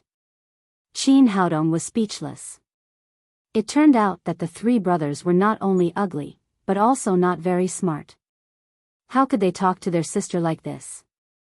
As soon as he finished speaking, the second son, Li Jiufu, shouted, "Yes, yes. How can this little bean sprout compare to the big bear that Grandpa chose for you? The big bear's arm is thicker than his waist.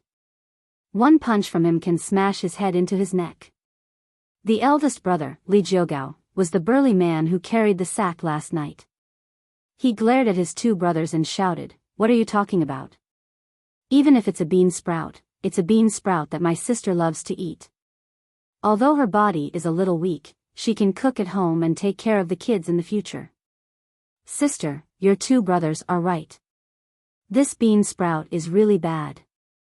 I won't admit that he is my brother-in-law. Bringing him to the Hmong village will be a disgrace to our Jiuli tribe. All of you, shut up." Although Li Jiumei liked to joke, she would never allow others to belittle her man, not even her own brother. She looked at the 3 brothers and said, "Don't forget that you were sent flying by my man last night. When I go back, I will tell my grandfather, and then I will give you a good training, so that you will not be so useless. If it is known, you will lose face for our Jiuli tribe." Ah. Just now, the 3 brothers were so busy laughing at Qin Haodong that they forgot to look at his appearance carefully. At this time, they found that the bean sprout in front of them was the master who had kicked them away last night. Thinking of how terrible their grandfather was, the 3 brothers immediately changed their expressions. They immediately surrounded Qin Haodong with a smile. Li Jiugao said first, "Brother-in-law, we were just joking with you. Since the first time we saw you, we have recognized you as our brother-in-law." Li Jiufu also said, "Yes, yes, we were all teasing you. Otherwise, how could we be kicked away by you? Li Zhishui said, that's right. We are all family, so we don't care about it. Otherwise, how could we, the brave and invincible three brothers, lose to you? Faced with the three brothers who suddenly changed their expressions, Qin Haodong really didn't know what to say. Li Jiumei said, well, let's go quickly. If we stay a little longer, we won't be able to take the plane. After that, she threw all the luggage in her hand to the three brothers and then took 2 taxis to the airport. People like the tall, rich, and handsome three brothers would attract attention wherever they went. Many people turned their heads along the way. These 3 people had never been on a plane. When they arrived at the airport, they looked here and there. Everything was full of novelty. After getting on the plane, fortunately, Qin Haodong bought first-class seats, so the 3 of them could barely sit down. It took about 4 hours to fly from Shanghai to Meng Village in Xiangxi. About 2 hours later, the stewardess on the plane began to prepare meals for everyone. Gentlemen, there is a special discount on this flight. The meals are free and unlimited. I wish you a happy meal.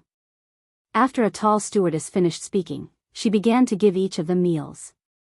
But before she finished distributing the first-class meals, she heard someone shouting behind her, little girl, I've finished my meal. Give me another one. I've also finished my meal. 1 is not enough. Give me 3 more, I don't want 3, I want 5. The 3 people who shouted were the 3 brothers. Li Jiumei quickly reached out to cover her face, for fear that others would know that she knew these 3 foodies. Qin Haodong also turned his face out of the window and looked at the leisurely white clouds outside. The stewardess was stunned.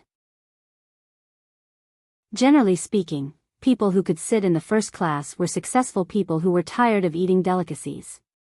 Generally, they could not finish a meal and rarely asked for a second one. The so-called unlimited free meal was just a gimmick. No one would eat endlessly on the plane, but today she met it. She had been a stewardess for so many years, but she had never seen such a big appetite of passengers. Hurry up, we're all hungry. Seeing that the stewardess did not respond, the 3 brothers shouted again. Okay, I'm coming. The stewardess took out 9 more meals and gave 3 to each of them. Gentlemen, please enjoy your meal. How can I eat slowly? There's so little food. What if it's gone? That's right. Such delicious food can only be eaten quickly. In the stunned eyes of the stewardess, the tall, rich, and handsome 3 brothers ate up the 3 in-flight meals in front of them in the blink of an eye with the momentum of sweeping away the clouds. Little girl, give me 5 more. Your appetite is too small. It's not even enough to fill my teeth. It tastes good. Give me 6 more. You don't have to choose the taste, as long as it's edible. I'm finally half full. I haven't eaten in the morning. For a time, the 3 brothers became the scenery of the first-class cabin. The remaining passengers also found them interesting and gave up their in-flight meals. But even so, the 3 brothers' appetite was far from enough. Soon, they ate up all the meals in the stewardess's hands. Is there anything else to eat? We haven't eaten enough yet. Hurry up, didn't you say that there's no limit? How can it be finished after eating so little? If you give me 10 more, I'll be almost full. The stewardess was shocked at first, and then she almost burst into tears. She took out a dumpling and sent it to the 3 brothers. Good dumplings. They taste good. I like the pork and green onion stuffing. After the 3 brothers finished eating, they cried out excitedly. Li Jiugao said to the stewardess discontentedly, why didn't you take out such delicious dumplings earlier? Are you hiding something delicious? Take it out for us to eat. The stewardess said with tears in her eyes, I'm sorry, gentlemen. There's really no more. These are the dumplings my mother made for me. There's really nothing to eat on the plane. Qin Haodong couldn't stand it anymore. He stopped the 3 brothers and then took out 1,000 yuan and gave it to the stewardess. He asked her to eat after getting off the plane. The stewardess looked at him gratefully. If it weren't for the sexy and enchanting Li Jiumei sitting next to her, she would have given herself to him. An hour later, the plane landed at the Xiangdu City Airport in Xiangxi. The three of them left the airport and changed to a bus. Then they took a tractor for 2 hours. Near evening, they finally entered the territory of the Hmong village in Xiangxi. Even so, if it was an ordinary person, they would have to walk for half a day. However, they were all martial artists, so they walked much faster than ordinary people. They could arrive in about an hour. The Hmong village in Xiangxi was said to be the last pure land left by the devil Qiyu. The Miao people living here were all believers of Qiyu. Although this place was remote and inconvenient, the scenery was extremely beautiful. As the sun set in the west, the golden rays of the setting sun illuminated the enchanting scenery even more brilliantly. Qin Haodong enjoyed the surrounding scenery as he hurried along. The three brothers carried the luggage behind him, which was really a good feeling. In the golden sunlight, Li Jiumei was like a rose stained with golden light, looking more charming and moving. Qin Haodong looked back at the three brothers who were like monsters, and then looked at the woman beside him. He couldn't help but ask, "Are you sure you are siblings with them?" Li Jiumei glared at him and said, "What do you mean?" "I mean, isn't there a green hat on your father's head? Or should I say, 3 green hats?" "Nonsense." Li Jiumei pinched his waist hard and said, "That's impossible. Although we Miao women are affectionate, we are extremely infatuated. We only love one man in our life.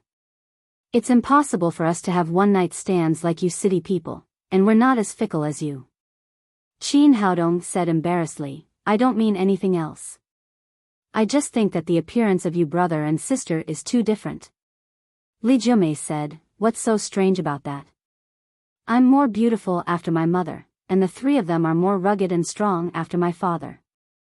Qin Haodong suddenly, he said, "Have you ever thought about what would happen if you followed your father?" After that, he couldn't help imagining the appearance of the three brothers as a woman. He couldn't help but shiver. It was too scary. Li Jiumei said fiercely, "What else can I look like? I'll still push you down."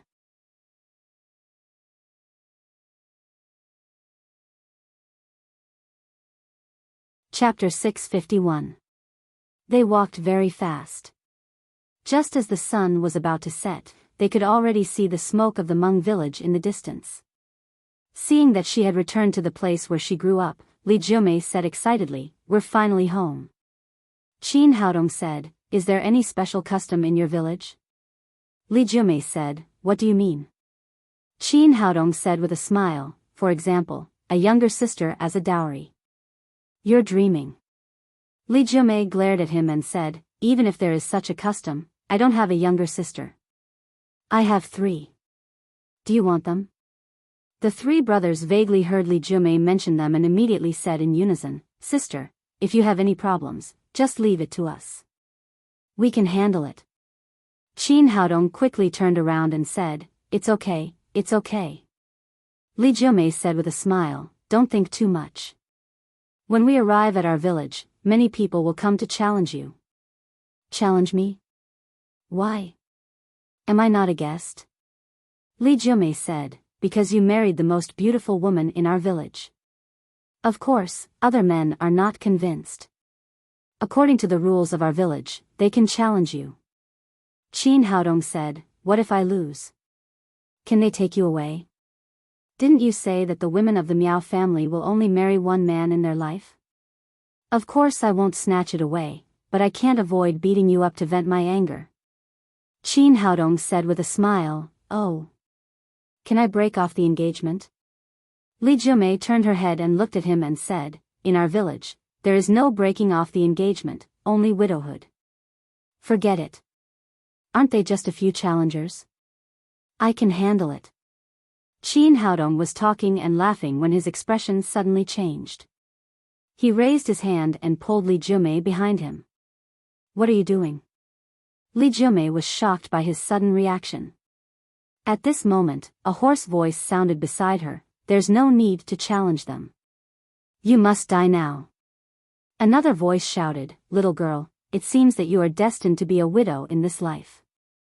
As they spoke, 4 figures rushed out of the dense forest around them and blocked their path. They were none other than the 4 great heavenly kings of the evil cult who were defeated on Divine Dragon Island. Seeing that it was these people, Qin Haodong said, "It's you. You survived last time. How dare you come again?" Heavenly King Azure Dragon said angrily, "Brat, do you think I'll let you off just like that after injuring 2 of our demon sect's great elders? There's no such thing as that. You must die today." He gnashed his teeth in hatred. The last time he was struck by the divine thunder of the 9th heaven, although he did not suffer any internal injuries, his face was still black, and the muscles on his face twitched from time to time as he spoke. As the 4 heavenly kings of the demon sect, when had they ever suffered such humiliation? Therefore, after settling down the seriously injured 1,000-armed man and 100-face evil king, the 4 brothers immediately came to take revenge. White Tiger Heavenly King also shouted, "Qin Brat, this time we launched a surprise attack. We didn't give you a chance to set up the formation in advance. Let's see how you can fight against us 4 brothers." In the eyes of the 4 heavenly kings, the reason why the young man in front of them was able to defeat 4 level 9 supreme power masters was because of the divine thunder of the 9th heaven. It was not because of his personal strength at all. Because of this, they launched a surprise attack and did not give Qin Haodong a chance to set up the formation. In this way, they would win. While he was speaking proudly, suddenly there was a flash in front of him and Qin Haodong's figure disappeared. Then a golden light pierced his throat. This, White Tiger Heavenly King's eyes were full of fear. How could he die before he finished showing off? Qin Haodong's speed was too fast. How did he do it? As a cultivator, Qin Haodong was invincible in the case of the same level.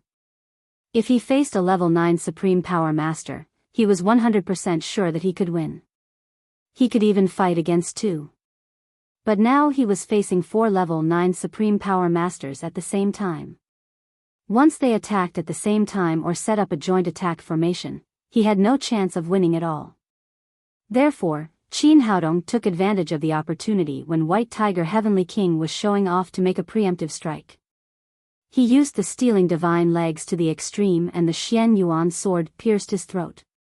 It was a pity that a level 9 supreme power master did not even have the long sword on his back. He was cut down by the sword before he could even pull it out. The stealing divine legs was too fast. After killing White Tiger Heavenly King, Azure Dragon Heavenly King did not have time to react. The Xian Yuan sword drew a stream of light again and chopped at his head.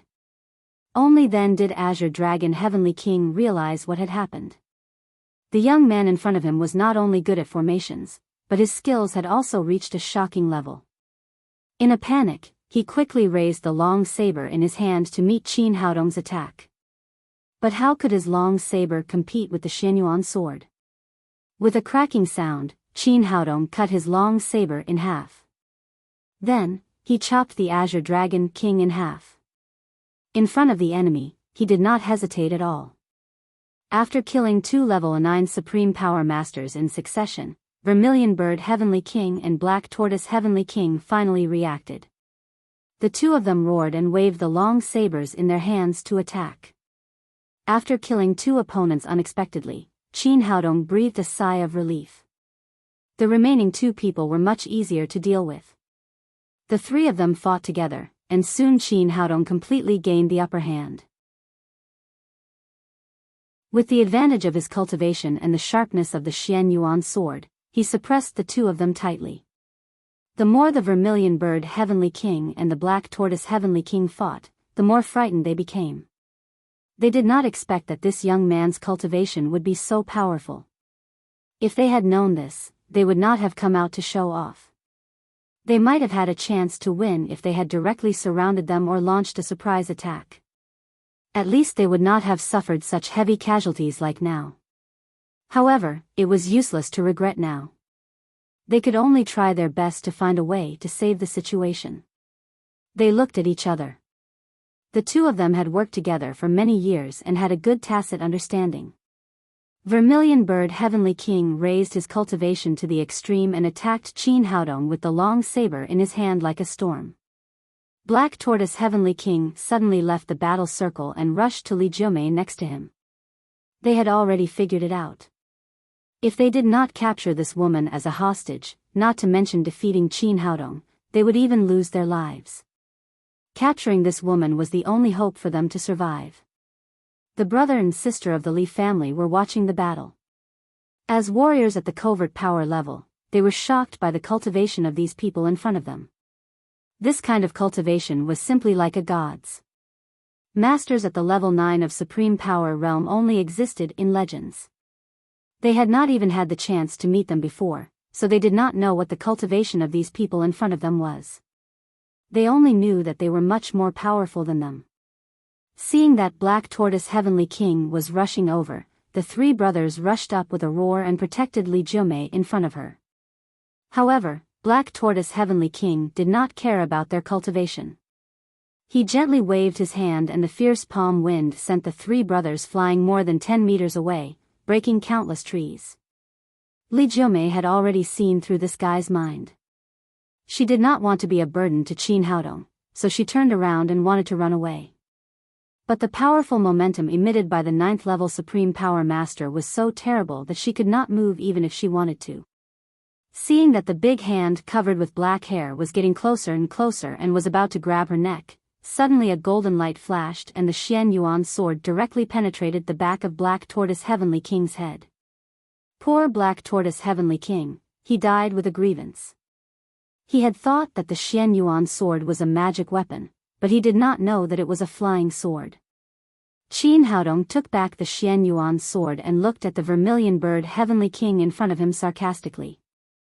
If the remaining two people worked together, it would be really difficult to kill them. It was a pity that Black Tortoise Heavenly King thought he was clever and divided the strength of the two people. In the end, he died. There was a flash of panic in the Vermilion Bird Heavenly King's eyes.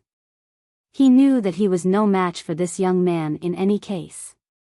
He no longer had the courage to fight, so he turned around and ran away. His body movement was very fast, but unfortunately, no matter how fast he was, he could not be faster than stealing divine legs. In a few breaths, Qin Haodong came behind him and the Xian Yuan sword penetrated his chest. Putting away the Xian Yuan sword, he glanced at the four bodies on the ground and felt lucky in his heart. These four guys still liked to show off too much.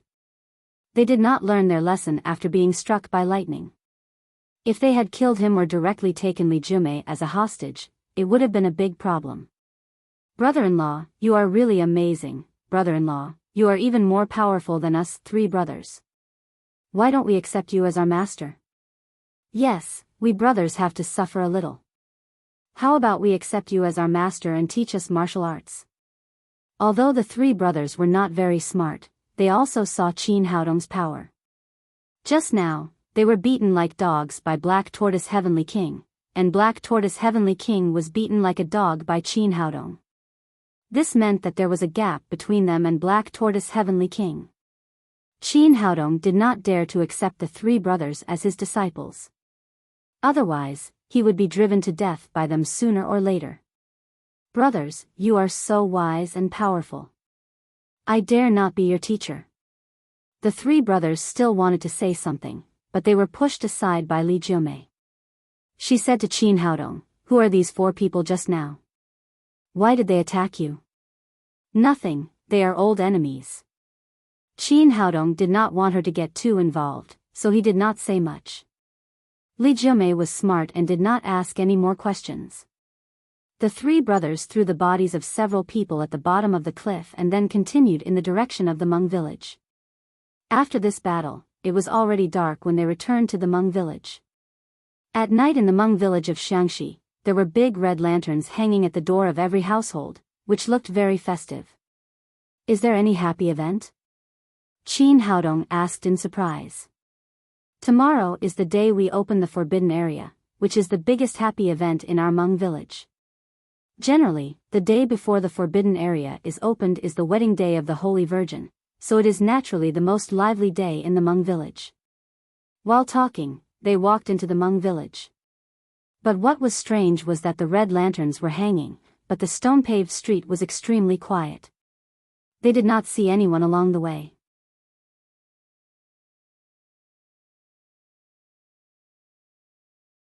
Chapter 652. Qin Haodong asked, "Where are all of you? Today is a special day. Of course, everyone is at my house."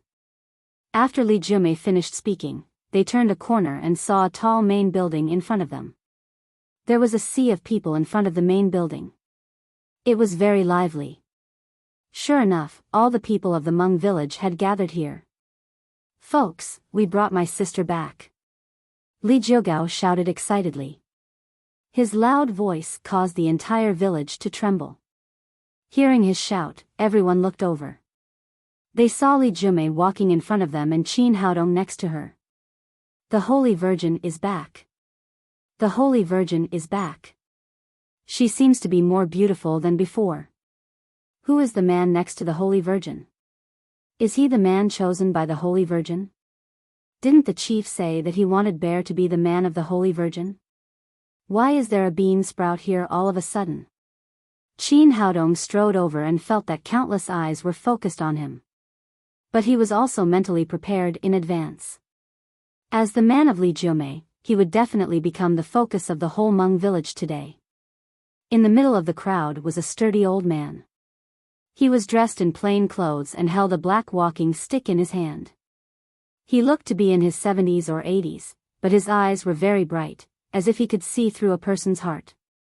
He was the leader of the Hmong village and Li Jumei's grandfather, Li Wanquan. There was also a middle-aged couple in their 50s standing next to Li Wanquan. The man was tall and he was Li Jumei's father. He looked almost the same as the three brothers, but he was a little older. He was Li Jumei's father, Li Longhai. The middle-aged woman next to him was Li Jumei's mother, Song Ying. Although she was dressed simply, she looked very charming and enchanting. Her eyebrows were very similar to Li Jumei's. It seemed that Li Jumei was right. Her father was not a cuckold and her mother was indeed a great beauty. After seeing her family, Li Jumei whispered in Qin Haodong's ear. Qin Haodong said, "Is your grandmother's surname Long? Is that why your father named her Li Longhai?" "Of course not." Li Jumei said, "I heard that there was a man named Longhai who pursued grandma with grandpa. When he gave birth to father, grandpa named him Li Longhai. What a black-bellied old man." It seemed that he had to be more careful in the future and not be fooled by his simple and honest appearance. As they spoke, they had already arrived in front of the old man. Li Jumei rushed up to hold Li Wanquan's hand and shouted, "Grandpa, I'm back. It's good that you're back." Li Wanquan kept his eyes on Qin Haodong and asked, "Who is this young man?" "This is my man, Qin Haodong." Li Jumei did not hesitate and directly told him Qin Haodong's identity. As soon as she finished speaking, a strong young man rushed over. He stared at Qin Haodong fiercely and said, "Chief, didn't you say that you would marry Jumei to me? Why did you suddenly bring another man back?" He was the bear that Li Jumei had mentioned before. He was also a famous warrior in the entire Hmong village in Xiangxi. When he was 15 years old, he killed a black bear with his bare hands. Since then, people in the village had called him Bear. Before Li Wanquan could speak, Li Jumei said, "On the day I became the Holy Virgin, Grandpa promised me that it's my own business to choose a man. No one can decide for me. I can choose whoever I want." Li Jumei was the Holy Virgin of the Hmong village and she had a high status, so Bear did not dare to say anything. He turned his head to look at Qin Haodong and vented his anger on this young man who looked like a bean sprout. "Boy, I want to challenge you." Song Ying pulled Li Jumei to her side and whispered in her ear, "Daughter, the man you found is good-looking, but he's a little too weak. Do you want me to help you? Otherwise, if he's really broken, you won't be able to use him in the future." Li Jumei said, "Mom, there's no need. If Bear wants to challenge me, let him do it. He won't learn his lesson if he doesn't suffer a little." At this time, the three brothers surrounded Bear in the middle. They grew up with Bear. Although this guy was very brave, his strength was not much worse than theirs. It was no different from looking for trouble to challenge Qin Haodong with his strength. After all, there was a gap between them and Qin Haodong. Bear, forget it. My brother-in-law is very powerful. You'll be at a disadvantage if you fight with him. Yes, Bear, although my brother-in-law is a little worse than us, you can't beat him, Bear, we grew up together. Listen to me and don't try to be brave. The three brothers knew how powerful Qin Haodong was, so they tried their best to dissuade Bear. In Bear's opinion, these three guys were protecting their new brother-in-law. You three, don't forget that we grew up together. How dare you help a stranger instead of me? I don't know you from now on. Bear despised the three brothers angrily. Then he took off his shirt, revealing his muscles that were as hard as stone. He pointed at Qin Haodong and shouted, "Boy, do you dare to fight with me?" The three brothers shook their heads, turned around, ran into the room, and took out the medicine box at home. They were preparing this for Big Bear, but in the eyes of others, these three guys were preparing to treat their brother-in-law's injury. Li Wanquan did not speak. He just sat there happily and watched. Bear's behavior did not violate the rules of the Hmong village. Young people should have this kind of courage. It was okay as long as they did not kill anyone. At the same time, he also turned his eyes to Qin Haodong. He did not know what kind of man his proud granddaughter had found. Was he a good-looking vase or was he really capable? Qin Haodong glanced at Bear and said, "We're all from the same village. Fighting and killing will hurt the harmony. I think we'd better forget it." Bear widened his eyes and shouted, "Don't you dare to fight? If you don't dare to, get out of the Hmong village. We don't welcome cowards here." Seeing that their goddess was taken away by a boy toy, the other young people were also quite indignant. They all shouted, "Yes, the Hmong village doesn't welcome cowards. If you don't dare to fight, get out of here."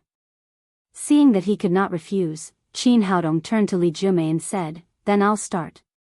Li Jumei nodded and said, "My brother has prepared the medicine box. Don't hit him too hard." Got it. Qin Haodong could see that the people of the Hmong village respected warriors. If he kept being modest, he would only be regarded as a coward. He stepped in front of Bear and said, "You can start now.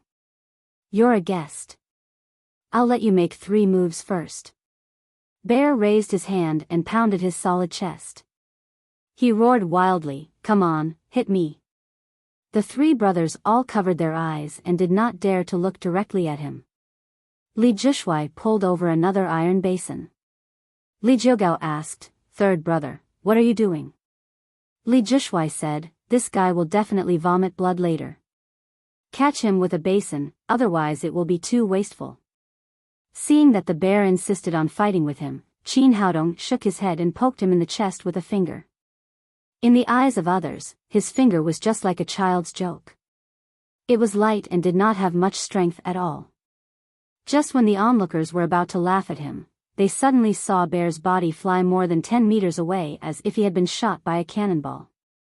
He hit a big tree behind him with a bang and then fell to the ground. His face was covered with dirt and his nose was swollen. Fortunately, Qin Haodong just wanted to teach him a lesson, so he did not use too much strength. Bear only suffered some superficial injuries, which were nothing for a strong man like him. He got up from the ground and let out a beast-like roar. He swung his fist, which was as big as a casserole, and rushed toward Qin Haodong. Qin Haodong did not dodge at all and let Bear hit him in the chest. The crowd immediately let out a cry of surprise. They all knew Big Bear's strength. This guy had once killed a mad bull with one punch. The young man in front of them was so small that he might be directly broken by this punch. Maybe he would really die. But just when people were worried, they saw that Qin Haodong's body did not move at all, while Bear flew out as if he had been hit hard and hit the big tree behind him again. The three brothers could not help shaking their heads. They once again confirmed that there was indeed a gap between them and Qin Haodong. Qin Haodong stepped in front of him and asked with a smile, "What do you think? Do you still want to fight?" Bear was completely dumbfounded. He had never seen such a strong opponent in his life. He could not even withstand one finger of Qin Haodong. I'm convinced. He was a straightforward person. He had thought that Qin Haodong was not worthy of the Holy Virgin of their Hmong village, so he stood up to challenge him. Now he had seen Qin Haodong's ability and was completely convinced. The onlookers finally saw how powerful the man the Holy Virgin found was. For a moment, there was a lot of cheering and shouting. Li Wanquan stood up and looked at Qin Haodong with satisfaction. He said, "Is there anyone else who wants to challenge?" Seeing that bear was no match for him, the young people in the village naturally did not dare to stand up to challenge him. Li Wanquan said, "Since everyone has no objection, let's start drinking." Tables of banquets had been prepared in the Hmong village, waiting for Li Jiumei and the others to come back. At the order of the chief, all the people of the Hmong village sat at the table.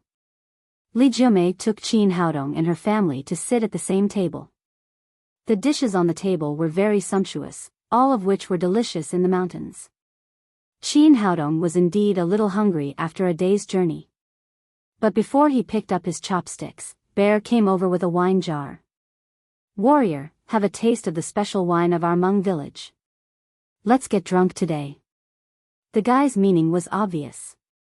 Since he could not beat him, he would make him drunk.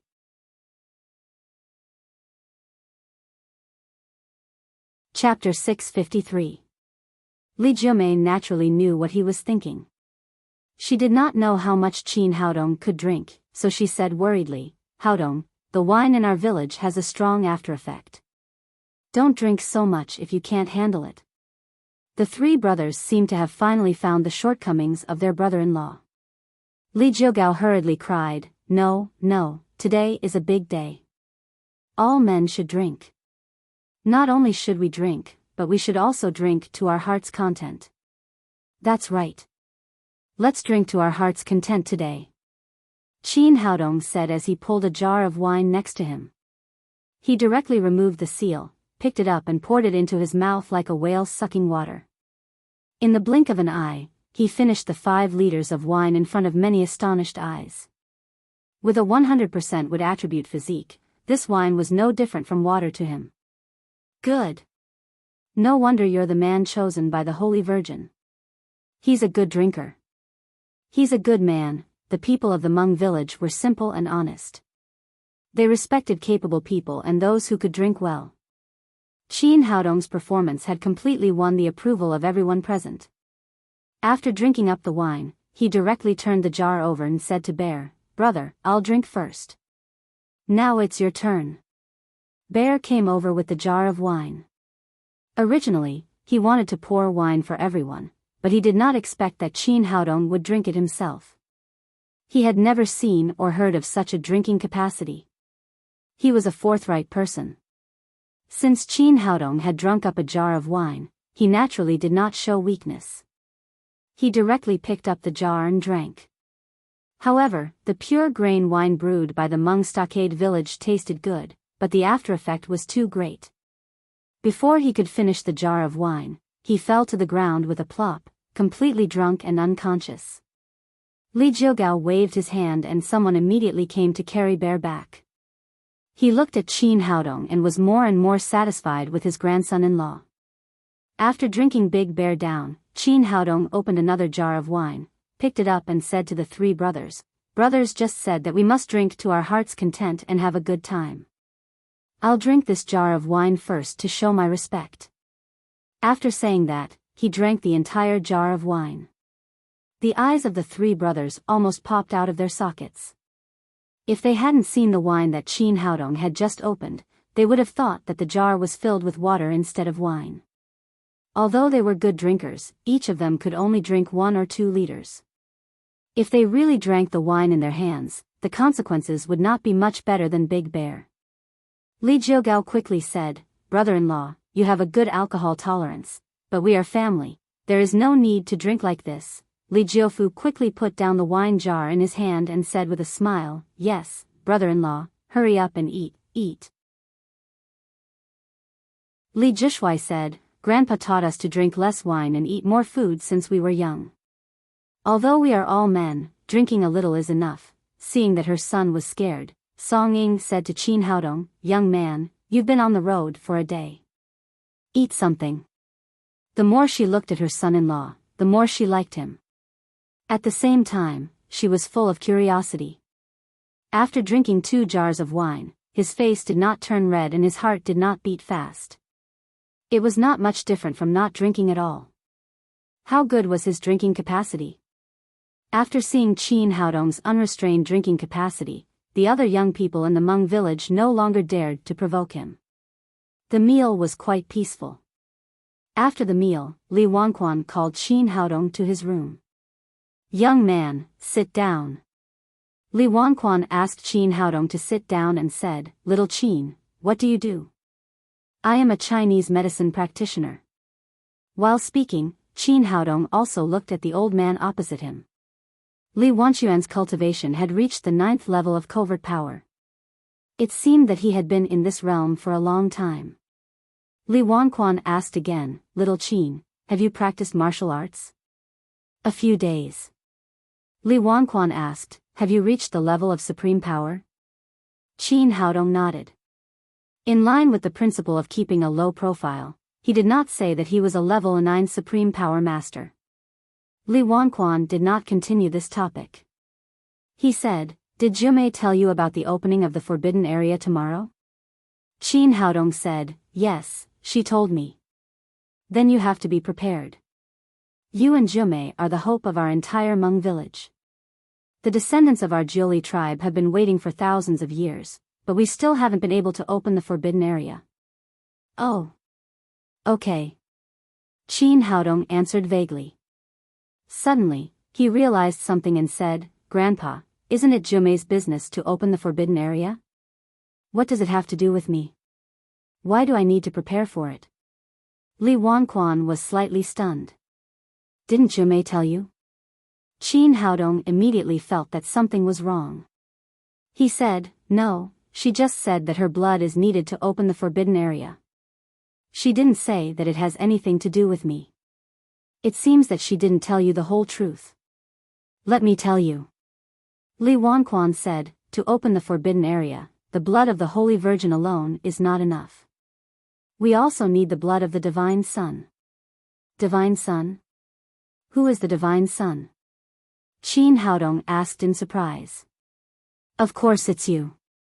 As the man of the Holy Virgin, you are the Divine Son chosen by our Hmong village. Li Wanquan said, according to the records of our ancestors, the blood of the Holy Virgin and the Divine Son is needed to open the forbidden area. Once it is opened, you also need to enter the forbidden area together to obtain the inheritance of the Jiuli tribe. This girl hid so many things from me. It seems that I have to spank her when I go back. Qin Haodong thought to himself, but he also understood Li Jumei's thoughts. After all, the time they spent together was very short and very rushed. The process was a little special. She must be afraid that he would not come to the Hmong village with her after she told him these things. Grandpa, how should I open the forbidden area? He was afraid that Li Jumei also lied about this. If it was not 3 drops of blood, but 3 liters of blood, then he would really be drained and become a sacrifice. Li Wanquan told him the method of opening the forbidden area again. The rest was exactly the same as what Li Jumei said. She did not lie to him. After that, he suddenly threw away his crutch and knelt in front of Qin Haodong. Little Qin, on behalf of tens of thousands of people in the Hmong village, I beg you to help us open the forbidden area and get the inheritance of Qiyu.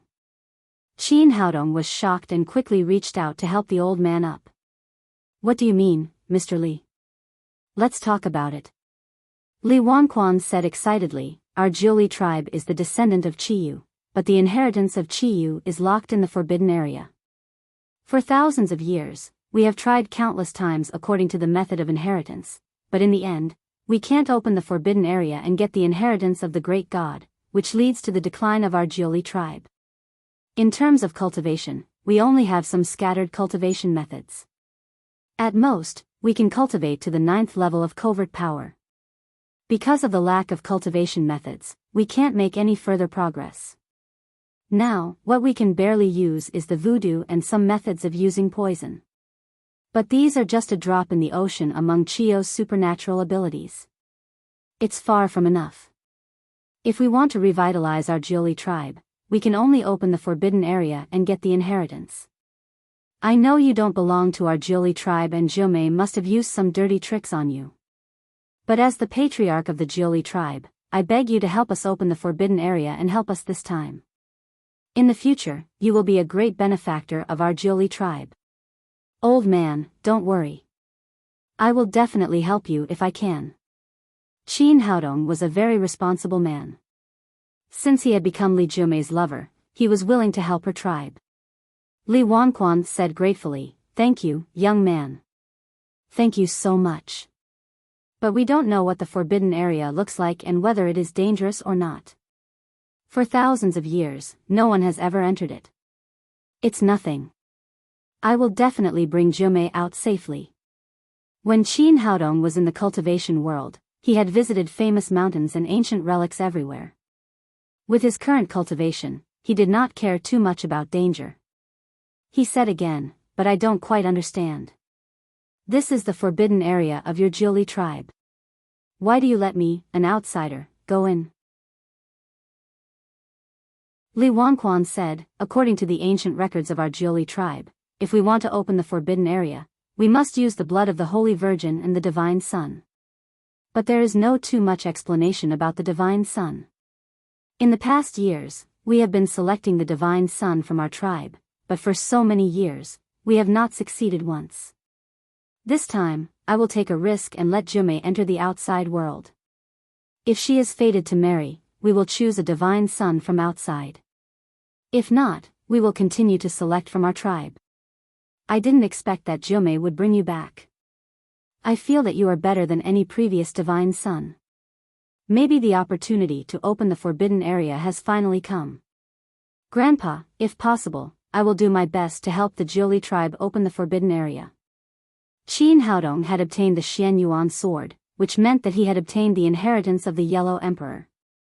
This also made him full of curiosity about Qiyu, the ancient god, and he did not know what he had left for his descendants. After chatting for a while, Li Wanquan told him all the matters about opening the forbidden area and asked someone to send him back to his room. After entering the room, he locked the door and saw Li Jiumei sitting on the bed, looking at him pitifully. She said like a good girl, "I told you everything. You told me everything. How dare you lie to me? I will spank you." After that, Qin Haodong pulled Li Jiumei over and raised his hand to slap her on the butt. With a crisp sound, the atmosphere in the room seemed to be a little ambiguous. Li Jiumei said, "In fact, I didn't mean to lie to you. I was afraid that you would be scared and would not dare to come to the Hmong village with me. I know that there may be dangers in the forbidden area, so I didn't intend to let you go with me. As long as you help me open the forbidden area, I will go in alone." Feeling the sincerity in her words, Qin Haodong kissed her on the cheek and said, "Silly girl, since you are my woman, I have the responsibility to protect your safety. How can I let you go in alone?"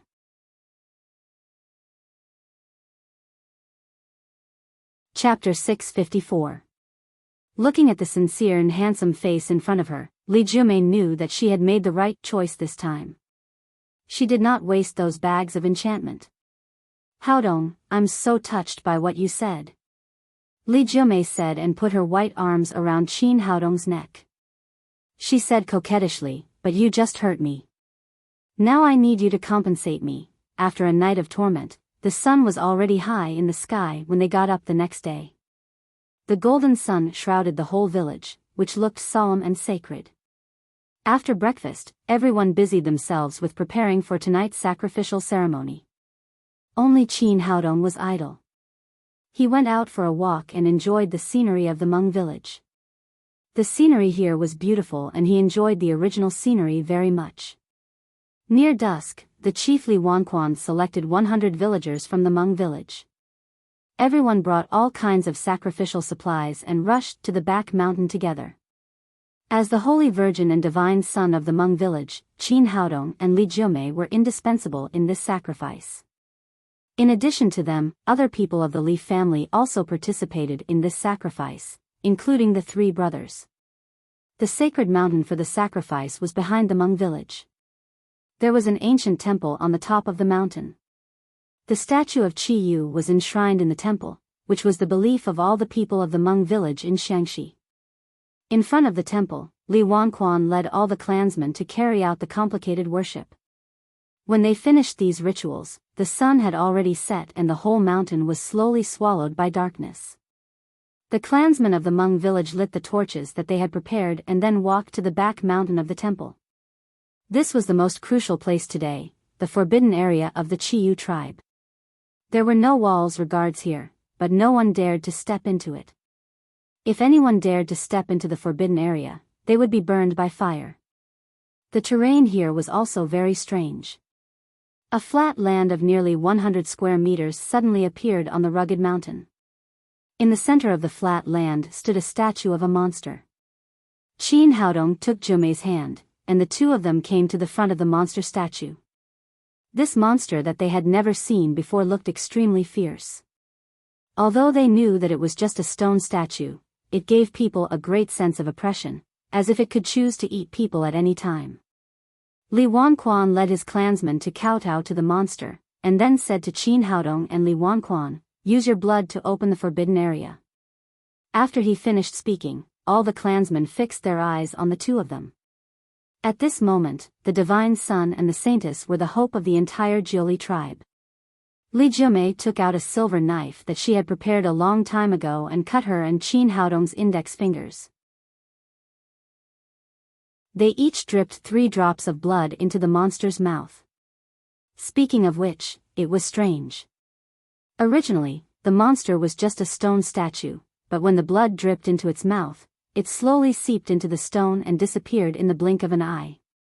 Everyone became nervous and stared at the stone statue in front of them. Li Wanquan's family was even more nervous. The entire Jiuli tribe had been waiting here for thousands of years, but they still did not get the inheritance. They did not know if they could persuade Chi Yu to open the forbidden area today. 1 second, 2 seconds. Time passed little by little, but there was still no reaction from the stone statue. There was a flash of disappointment in Li Wanquan's eyes. Could it be that they failed again this time? If they wanted to open the forbidden area again, they could only wait for another 20 years. Just when everyone's heart was about to sink, suddenly a dazzling light flashed in the eyes of the monster statue, and then there was a roar, and then it suddenly rotated 180 degrees. As the monster statue rotated, a big hole of 5 meters square appeared in the mountain behind it. Chi Yu, the great god, the forbidden area is finally open. Seeing everything in front of him, Li Wanquan was so excited that he burst into tears. He knelt down in front of the stone statue and repeatedly kowtowed to the forbidden area. Behind him, the clansmen also knelt down, one by one crying. After waiting for thousands of years, they could finally get the inheritance of Chi Yu. Li Jumei also looked very excited. She took Qin Haodong's hand and said, "Let's go in." Although she did not know what was going on in the forbidden area, as the Holy Virgin of the tribe, she had to do something for the tribe. At this moment, Qin Haodong's expression suddenly changed, and he turned his head to look at the darkness beside him. "Someone is coming." Hearing his words, Li Wanquan and the others showed a surprised look. This was the forbidden area. Except for the order of the patriarch, no one was allowed to enter. Why would someone come at this time? At this moment, a group of black-clothed men suddenly appeared in everyone's line of sight. These people were wrapped tightly from head to toe. Their faces were covered with scarves and they held long swords in their hands. Without a single sound, they charged towards the group.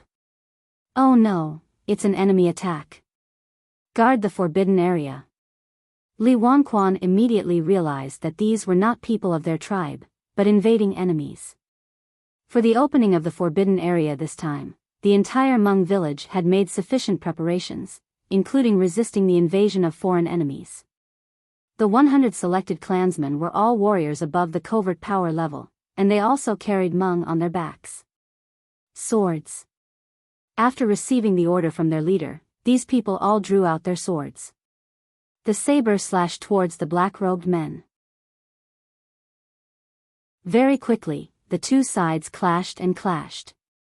There were about 40 to 50 men in black who suddenly attacked. Although the number was less than half of the people of the Hmong village, these people were all very strong and almost all of them had reached the 9th level of the covert power. Not only did they not suffer any losses, but they also had an absolute advantage.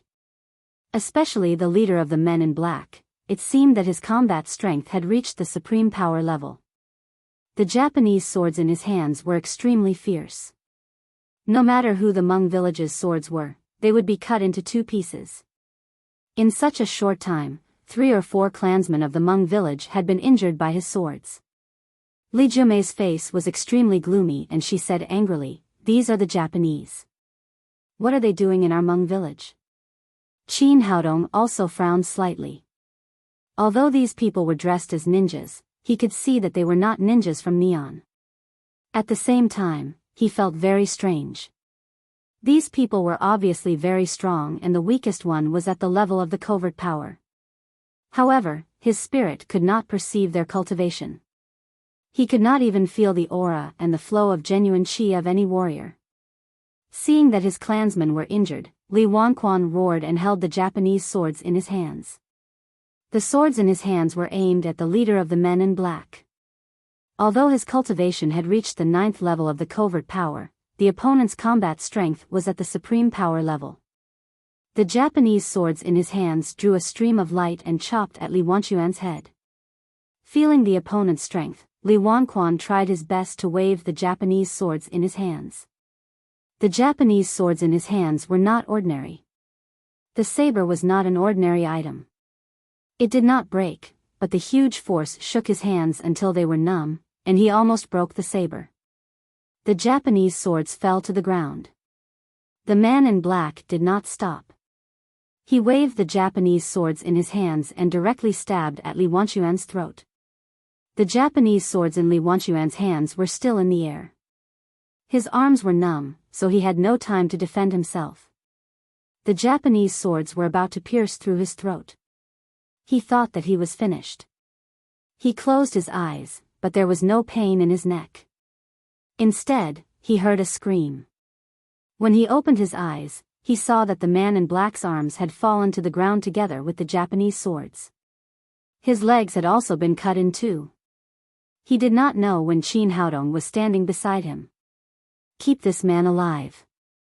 Qin Haodong did not know when the forbidden area would close, so he did not stop. He used the sky-stealing leg skill and the Xian Yuan sword in his hand was like a bolt of lightning, constantly devouring the lives of the men in black. In less than 2 minutes, these men in black were either dead or injured. All of them had lost their combat strength. Seeing that his clansmen were out of danger, Li Wanquan shouted anxiously, "Little Qin, take Jumei into the forbidden area, or it will be too late." They had no experience in opening the forbidden area, so they did not know how long the cave could remain open. Once it was closed, they would have to wait for another 20 years. Moreover, no one knew whether the next Divine Son and Holy Virgin could be recognized by this monster stone statue. Qin Haodong also knew that the situation was urgent. His figure flashed and he rushed into the cave with Li Jumei. As soon as they entered, the cave behind them slowly closed. This was a downward cave. There were stone steps under their feet. Although the cave had been closed, it did not feel dark here. As far as the eye could see, there was a pearl inlaid not far from the top of the cave, emitting a soft light. "Is this a night luminescent pearl?" Qin Haodong was shocked. The pearl was definitely a rare treasure. As long as he took out one, it would be a great fortune. If he took so many night luminescent pearls outside, he would be rich enough to rival a country. He gently jumped to the top of the cave and reached out to grab the pearl. He did not expect that the pearl was tightly inlaid on the top of the cave, as if it was sealed there by some mysterious force. If he wanted to take it out, he might have to use the Xian Yuan sword to break it. But at such a close distance, he was sure that the pearl in front of him was a night luminescent pearl. Li Jumei hurriedly shouted, "Don't move." This is the holy land of Chiyu. It's disrespectful to him. Well, let's go inside and have a look. Qin Haodong was not a greedy person. He was just curious. He took Li Jiumei and walked into the cave. They walked down the stone steps step by step. The cave was very long, and after a few turns, their eyes suddenly widened. A solemn and simple hall appeared in front of them, looking extremely majestic. Facing this magnificent hall, the two of them suddenly felt a kind of ancient desolation. They walked in and saw an extremely tall statue in the center of the hall. Although it was just a statue, it gave off an immense pressure. This kind of pressure was thousands of times stronger than the stone beast on top. There were many other statues on both sides of the stone statue.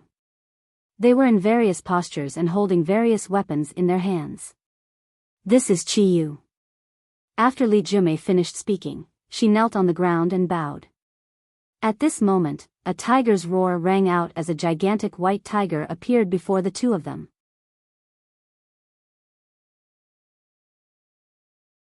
Chapter 655. This white tiger was much larger than an ordinary tiger.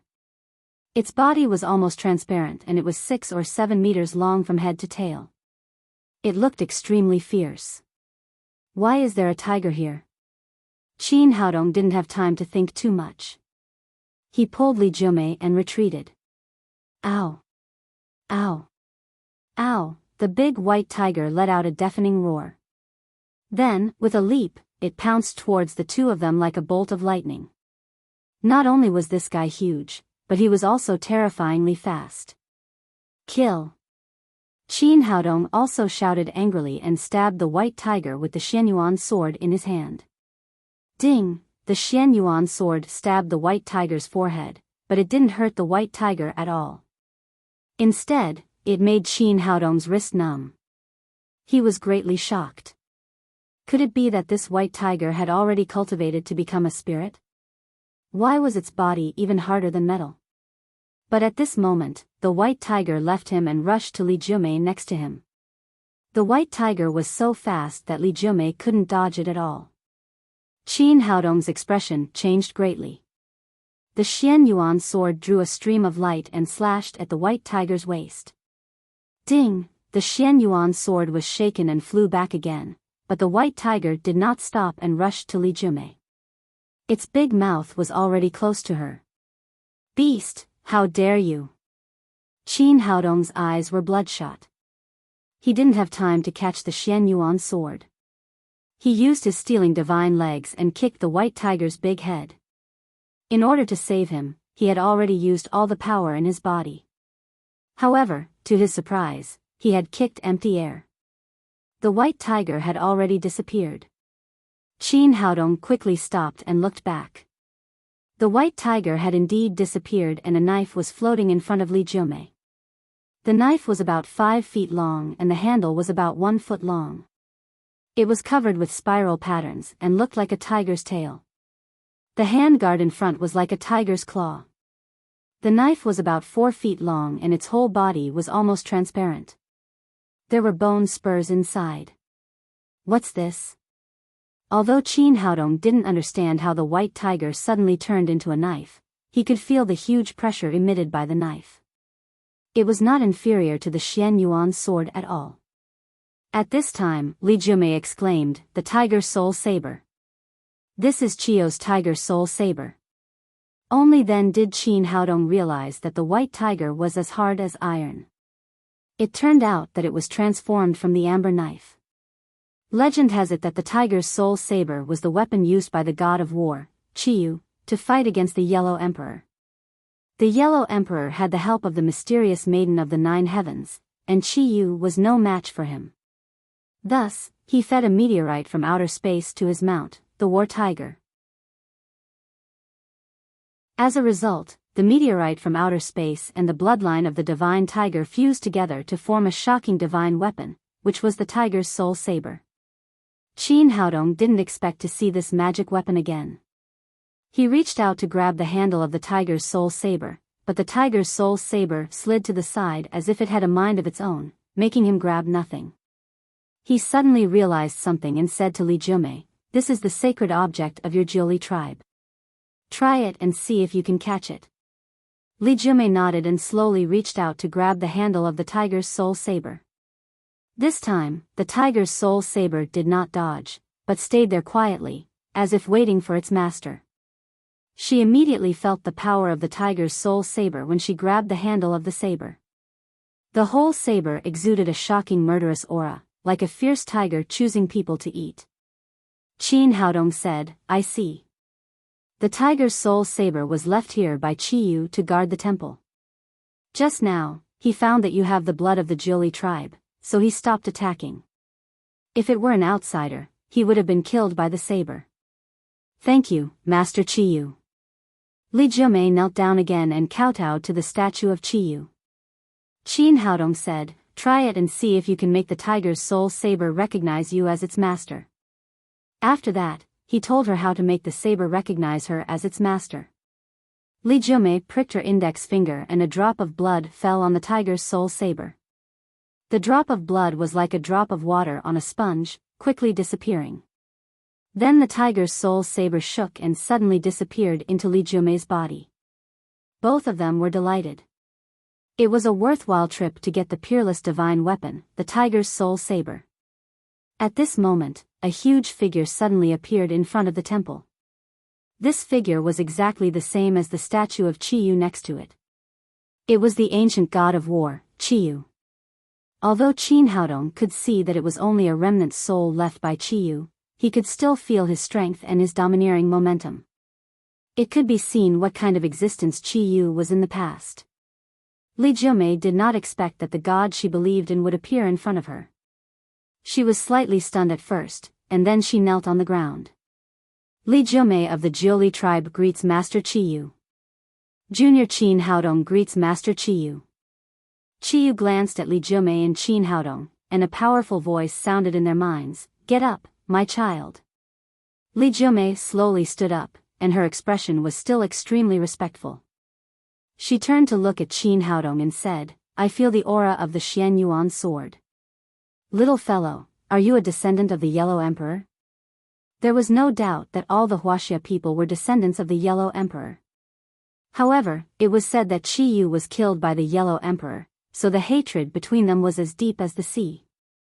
This made Qin Haodong quite nervous. He did not know if the divine thought left by Qiyu would suddenly go berserk. He said cautiously, "I'm indeed a descendant of the Yellow Emperor. I got the Xian Yuan sword by chance." Unexpectedly, Qiyu did not show any dissatisfaction. On the contrary, he nodded and said with a face of approval, "You can unlock the seal outside the Xian Yuan sword. It can be seen that you are indeed extraordinary." Qin Haodong's heart skipped a beat and he asked, "Master Qiyu, you know that the Xian Yuan sword was sealed. Did you seal it?" Qiyu shook his head and said, "How could I seal the Xian Yuan sword? It was done by the alien demon." "The alien demon? What's that?" Qin Haodong was surprised. He had never heard of the alien demon in ancient times. "Let's not talk about it now. I'll tell you later." Qiyu said, "You two little guys, tell me, what is the story about me in the Yellow Emperor now?" Qin Haodong did not know why he asked this, so he told them the story, including the legend of the battle between the Yellow Emperor and Qiyu, how the Yellow Emperor cut off Qiyu's head with the Xian Yuan sword and buried his body and head in 2 different places. After listening to him, Qiyu sighed and said, "As I expected, the descendants were still fooled by the tricks of the alien demon." Qin Haodong asked doubtfully, "Master Qiyu, is the legend wrong? Didn't you die in the hands of the Yellow Emperor?" "Not only is it wrong, but it's also wrong." Qiyu said, "The Yellow Emperor and I fought side by side against the alien demon. How could I die in his hands?" Qin Haodong finally understood why Qiyu was not angry at all after hearing that he was a descendant of the Yellow Emperor. On the contrary, he was extremely friendly. It turned out that the hatred between the two was not as deep as the legend said. But what was the truth? Where did the alien demon come from? Where were they now? This made him have countless questions in his heart. Li Jiumei also thought so. In the inheritance of the Jiuli tribe, the Yellow Emperor had always been the great enemy of the Jiuli tribe because he killed their ancestor, Qiyu. She did not expect that Qiu's words would subvert their understanding. Qin Haodong asked, Master Qiyu, what's going on? What happened back then? Qiyu said, in those days, the Yellow Emperor and I each led a tribe. Although we were not friends, there was no big conflict between us. Even if there were some conflicts between the tribes, it was within a very small scope. We were not enemies of life and death, so there was no need to start a war. The so-called Battle of Zhuolu was not a thing. Originally, our two tribes lived our own lives and didn't have much interaction with each other. Until one day, the space of this realm was suddenly torn apart by the alien demons. Li Jiumei asked, what is the alien demon? Qiyu said, they are creatures living in another realm. I don't know how they tore the barrier between space and ran to our divine land one by one. These alien demons are extremely fierce. Although there are not many of them, they burn, kill, loot and kill living creatures. They want to kill all of us and then occupy this realm. In the face of the foreign invasion, the Yellow Emperor and I naturally could not sit back and do nothing. The two of us joined forces to fight against the enemy. After paying a great price, we finally repaired the torn space. After repairing the space, the next step is to fight against the alien demons who have traveled through time. We want to eradicate these foreign races who have harmed living creatures. And these alien demons want to kill us and then open the space again so that their clansmen can come to this realm. So it is not a hatred between one or two people, but a war to the death. The leader of the alien demons is the alien demon emperor. Originally, his cultivation was not much lower than the Yellow Emperor and I. But in the process of repairing the space, we consumed a lot of energy and couldn't restore our cultivation in a short time. In order to protect our clansmen, we can't retreat. The Yellow Emperor and I joined forces to fight against the alien demon emperor. The Yellow Emperor hurt the alien demon emperor seriously, but he was also killed by the alien demon emperor. At the same time, the Xian Yuan sword was sealed. Qin Haodong finally understood why the power that sealed the Xian Yuan sword was so strange. He had never seen it before. It turned out that the seal was left by the alien demon emperor and it belonged to the power from a different space. Qiyu continued, the alien demon emperor not only has a high cultivation, but he is also extremely cunning. He knew that the alien demons who have traveled through time could not fight against us, so he used a vicious plan to sow discord. After killing the Yellow Emperor, he turned into the Yellow Emperor and fought with me, which caused a misunderstanding among other tribes. They thought that the Yellow Emperor and I became enemies. This is the source of the legend of your later generations. Li Jiumei could not help asking, what happened next? Is the alien demon emperor dead?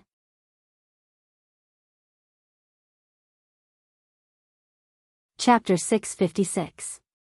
Qiyu said, after the alien demon emperor was severely injured by the Yellow Emperor, his strength was greatly reduced. We fought for 7 days and 7 nights. In the end, he cut off my head and I pierced his heart. We died together. Qin Haodong was secretly shocked. It turned out that the ancient war was completely different from what had been told, but it was even more tragic. Qiyu raised his head and heaved a long sigh. That war back then was extremely tragic. On our side, Xing Tian, Hutu, Gonggong, Zhurong, Yinglong, Nuba. Countless powerful cultivators paid with their lives. Li Jiumei asked, what about the invading alien demons? Have they all been killed? Qiyu said, there were many alien demons who crossed over. Although we killed the alien demon emperor and the main force, there were still some who escaped. These remnants are hiding in the dark, waiting for an opportunity to tear open the space again and release their clansmen from another world to invade our divine land. The alien demons have not been eliminated yet. That's why I left a remnant soul and gathered you here. Qin Haodong asked, it has been 5,000 years since the ancient war, but there has been no news of the alien demons. Is it possible that they are all dead? Chiyu shook his head and said, "That's impossible. The alien demons are extremely strong. Although I don't know the specific situation, I guess they have a very long life. It's possible that they can live for hundreds or even thousands of years. Moreover, the alien demons are proficient in the art of transformation and they can transform into the appearance of humans to survive and reproduce. Although I was killed by the alien demon emperor, my divine soul still existed for a period of time. I once made a divination for the descendants of the human clan. The divination shows that there will be a great disaster for the human clan in 5,000 years. It should be related to the alien demons." Qin Haodong had to face it seriously because it was related to the life and death of the entire human clan. He asked, "Master Chiyu, what can we do to solve this disaster? I don't know what the remnants of the alien demons will do, but there are two things you must do. First, hurry up and develop the strength of the human clan. Improve your cultivation and prepare to fight against the alien demons. Second, get rid of the estrangement and unite as one. We can't let the alien demon emperor succeed. Don't let the descendants of the Jiuli tribe and the descendants of the Yellow Emperor become enemies." Chiyu said, "The legends you told me before have been spread among the human clan for a long time and they have a deep influence. Even the descendants of the Yellow Emperor wouldn't believe what I just told you if only the descendants of the Jiuli tribe were to spread the news. Because of this, when I left behind this inheritance, I set the opening method to be opened by the saintess of the Jiuli tribe and the divine son with the bloodline of the Yellow Emperor. Jiuli tribe and you belong to two clans, Jiuli clan, Jiuli, Jiu. Jiuli, you said. Demons, Li, alien clan, you, alien demons, Li, and G Emperor Li, you, Li said. Demon, Li, you. Is. Qin. Out. Yang. How can we find them? Qin Haodong asked. Chiyu said, the aura of the alien demons is very similar to the seal on your Xian Yuan sword. But if they try their best to hide, it will be difficult to find them. The best way is to hurry up and improve the strength of the human clan. According to my calculation, it is not long before the alien demons attack. You must hurry up and get ready. Li Jumei said, Master Chiyu, the Jiuli tribe is declining because of the lack of your inheritance. Please give us your divine skills. Chiyu said, I've said everything I need to say. Now I'll help you improve your cultivation with the soul I've saved. At the same time, I'll pass on the magic arts of the Jiuli tribe to you. You'll be responsible for passing it on to other clans. After that, his tall figure suddenly shrank and finally turned into a light spot. He disappeared into Li Jumei's Naiwan palace. Li Jumei sat cross-legged on the ground and suddenly there were many things in her mind. It was the inheritance of Chiyu. Tactics of God of War. This was the cultivation method that Chiyu had practiced in the past. According to the route of the tactics of God of War, she slowly ran her power and began to absorb the power of Chiyu's soul. Qin Haodong looked around and found that it was very safe here. There was no need to protect Li Jumei, so he wandered around in the temple. Chiyu was an ancient god, so he should have left something good, but he found nothing after wandering around for a long time. At this moment, he saw a small box on a shrine. There were faint signs of spiritual chi fluctuations in the box. What's this? Could it be a treasure? Qin Haodong hurriedly walked over and checked it. There was no defensive formation. He reached out and opened the lid of the box. There were 2 white stones inside. After the lid was opened, they immediately emitted rich spiritual chi. Oh my God, my master Chiyu, you're so kind. Qin Haodong shouted excitedly. It turned out that there were 2 upper-level spirit stones in the box, and their quality was no worse than those in the 12 zodiac. Sure enough, in addition to the 12 zodiac, there were other upper-level spirit stones on the earth. The box that stored the spirit stones was also a good thing. There was a faint seal power on it. It was precisely because of this box that the spiritual chi of the upper-level spirit stones did not dissipate and had been preserved to this day. That's great. What he needed most now was the upper-level spirit stones, so he directly put the box and the spirit stones into the storage ring. Together with the 2 he got from the 12 zodiac, he already had 4 upper-level spirit stones. However, he needed a lot of spiritual qi to break through to the Yuanying realm. To be on the safe side, he was going to start to break through to the next realm after collecting 6 spirit stones. He looked back at Li Jiumei, who was cultivating. At this time, her aura was much stronger than before. She was breaking through the bottleneck of the supreme power realm. It seemed that there was still a period of time before she finished cultivating. He had nothing to do, so he wandered around in the temple. He really didn't know how this temple was built. It was not only magnificent, but also large. He walked slowly to the back and found that there was a back door behind the temple. After opening it, there was a medicine garden. Oh my God! After seeing this medicine garden, Qin Haodong's eyeballs almost popped out of his eye sockets. He saw that there was spiritual qi lingering in it, and there were all good things. This ginseng is as thick as a child's arm. This is a 5,000-year-old blood ginseng. My God, the 7-leaf Ganoderma can grow so big. It's like a pot lid, and this is the 9-leaf black ice grass. It can even produce ice flowers. Is this the soul refining grass? Qin Haodong pulled up a fiery red herb. The soul refining grass could burn the soul in the human body. Generally, it was used by evil cultivators to refine puppets. He didn't expect that it could also be found on the earth. As a Chinese medicine practitioner, when he saw these precious herbs, he had an impulse to go crazy. This medicine garden had been idle for 5,000 years. Not only there were many kinds of herbs, but no one had been here for so many years. So a random thatch pulled up was 5,000 years old, not to mention other precious herbs. This is great. With these precious medicinal ingredients, I will be able to concoct even higher grade pills and help the people around me quickly increase their cultivation. The value of these spiritual herbs was no less than that of the 2 upper-level spirit stones just now. Qin Haodong excitedly took out his tools and carefully picked them. These were all thousands of years old spiritual herbs. He did not destroy the foundation. He just picked the parts he needed and left all the roots. After a few years, this place would be full of spiritual herbs again. After picking the elixirs, Qin Haodong walked around the divine hall again, but this time he did not find anything good.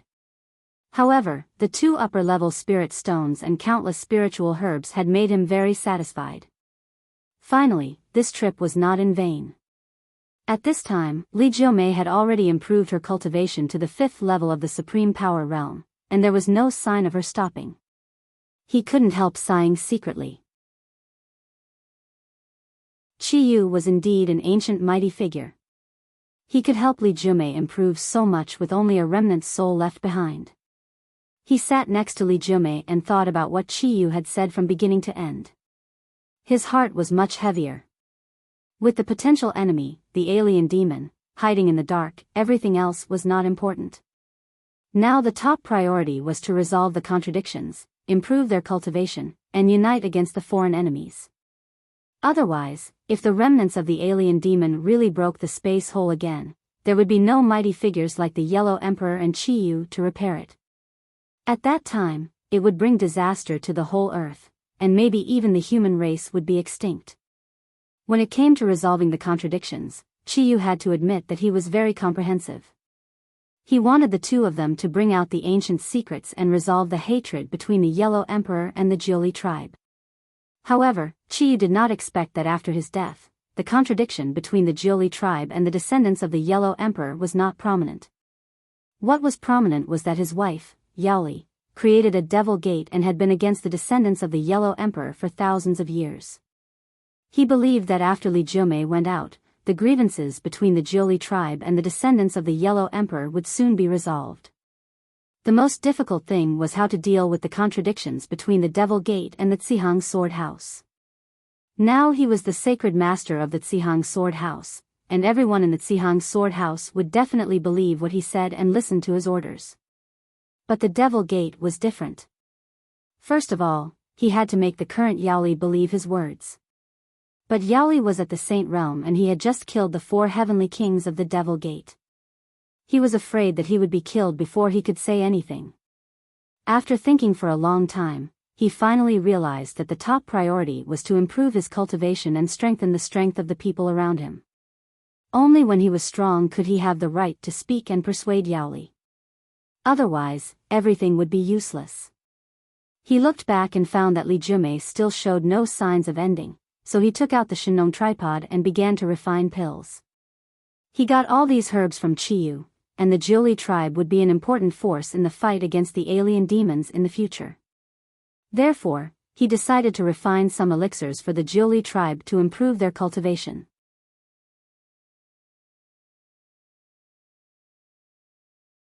Chapter 657. In the following period of time, Li Jumei absorbed and refined the power of the divine soul left by Chiyu, while Qin Haodong refined elixirs beside her. Although the efficiency and quality of the elixir refining were somewhat reduced without the little fellow's help, his current cultivation had been raised to the 9th level of the supreme power realm, which was enough to make up for the previous gap. The most important thing was that the quality of the medicinal materials was too good. Any one of them was more than 5,000 years old, and the elixirs refined were much more effective than the previous ones. After refining enough spirit culturing elixirs and energy gathering elixirs, Qin Haodong tried to refine higher-level spirit elixirs and saint-breaking elixirs. In the past, he did not have the corresponding medicinal materials and his cultivation was low, so he could not refine such high-level elixirs, but now he had the conditions. Soon, the spirit-raising elixirs were fresh out of the furnace. The effect of this elixir was similar to that of energy-gathering elixirs, but the effect was much better. A warrior at the supreme power realm could improve his cultivation by 1 level. The saint-breaking elixir could double the chances of a level 9 supreme power master breaking through the bottleneck of the saint realm. Although this kind of elixir was precious, he did not refine too many of them. After all, there were only a few level 9 supreme power masters around him. 3 days later, Qin Haodong refined enough elixirs and Li Jumei also finished her cultivation. Her aura was countless times stronger than before. She had reached the 9th level of the supreme power realm. Qin Haodong said, "You're finally awake. Congratulations, you're now a level 9 supreme power master." Li Jumei said with a happy face, "Chiyo's incantation of God of War is really amazing. It's much stronger than the cultivation methods we practiced before, and his divine soul is also strong enough. Although I'm now a level 9 supreme power master, I've only absorbed a small part of it. If I absorb all of it, I can at least enter the threshold of the saint realm." Qin Haodong said, "You can't be too hasty in your cultivation. Your original cultivation is too low. If you improve too much at once, it will easily cause your foundation to be unstable. You'd better consolidate it for a period of time before continuing to improve."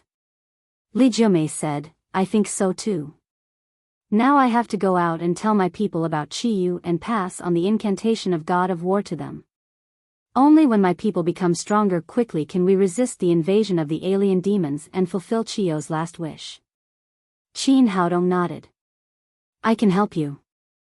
As they spoke, the two of them walked in the direction they came from and soon arrived at the entrance of the forbidden area.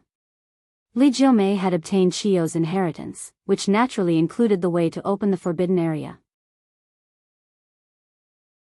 She reached out and patted the cave wall beside her, and the entrance above slowly opened. Although they had stayed in the forbidden area for 3 days, Li Wanquan had been guarding the entrance of the cave with his clansmen. When they saw Qin Haodong and Li Jumei coming out, they immediately surrounded them excitedly. Li Wanquan grabbed Li Jumei's hand and asked nervously, "Jumei, how is it? Did you obtain Chiyu's inheritance?" Li Jumei nodded and said to all the clansmen, "Chiyu's spirit is in heaven. I have obtained all his inheritance. In the future, I will pass on Chiyu's tactics of God of War and other cultivation methods to our clansmen. In the future, our Jiuli tribe will become stronger and stronger. Hooray! Long live Chiyu! Long live the Saintess! Great! Our Jiuli tribe can finally rise. After so many years, we finally got it. We are the descendants of Chi-yu. After hearing the news, the clansmen of the Hmong village were so excited that they burst into tears. They had been guarding here for thousands of years, and today they finally got what they wanted. After cheering, many clansmen of the Jiuli tribe surrounded Qin Haodong and Li Jiumei and returned to the village. When the crowd dispersed, Li Jiumei immediately asked Li Wanquan to gather dozens of core members of the Jiuli tribe together. Then she told them how Chi-yu died and the invasion of the alien demons. After listening to her, everyone was shocked. This was completely different from the belief they had followed for thousands of years. Chi-yu was not killed by the Yellow Emperor, but died in the battle with the alien demons. If it were not for the fact that Li Jiumei was the saintess of the village and that the divine son and the saintess had just returned from the forbidden area, they would really think that he was talking nonsense. Li Jiumei said, according to the instructions of Chi-yu, our Jiuli tribe should improve our strength as soon as possible, and then prepare to fight with the alien demons to protect the safety of our human clan. Li Wanquan said, since this is the instruction of Chi-yu, our Jiuli tribe will not hesitate. If the alien demons appear, we will fight them to the end even if we have to fight to the last man. After he finished speaking, the other clansmen also agreed with him and were filled with righteous indignation. As the descendants of the god of war, they naturally could not flinch in the face of the invasion of the alien demons. At this time, Qin Haodong said, everyone, the alien demons killed the Yellow Emperor and Chi-yu. It can be seen that they are powerful, so it is not enough for us to be fearless. We have to improve our ability as soon as possible. This time, Jiumei brought back the inheritance of Chi-yu. Please cultivate as soon as possible. I can help you improve quickly. Li Jiumei also said, Haodong is right. I brought back the god of war incantation of Chi-yu from the forbidden area. Now I will pass it to you.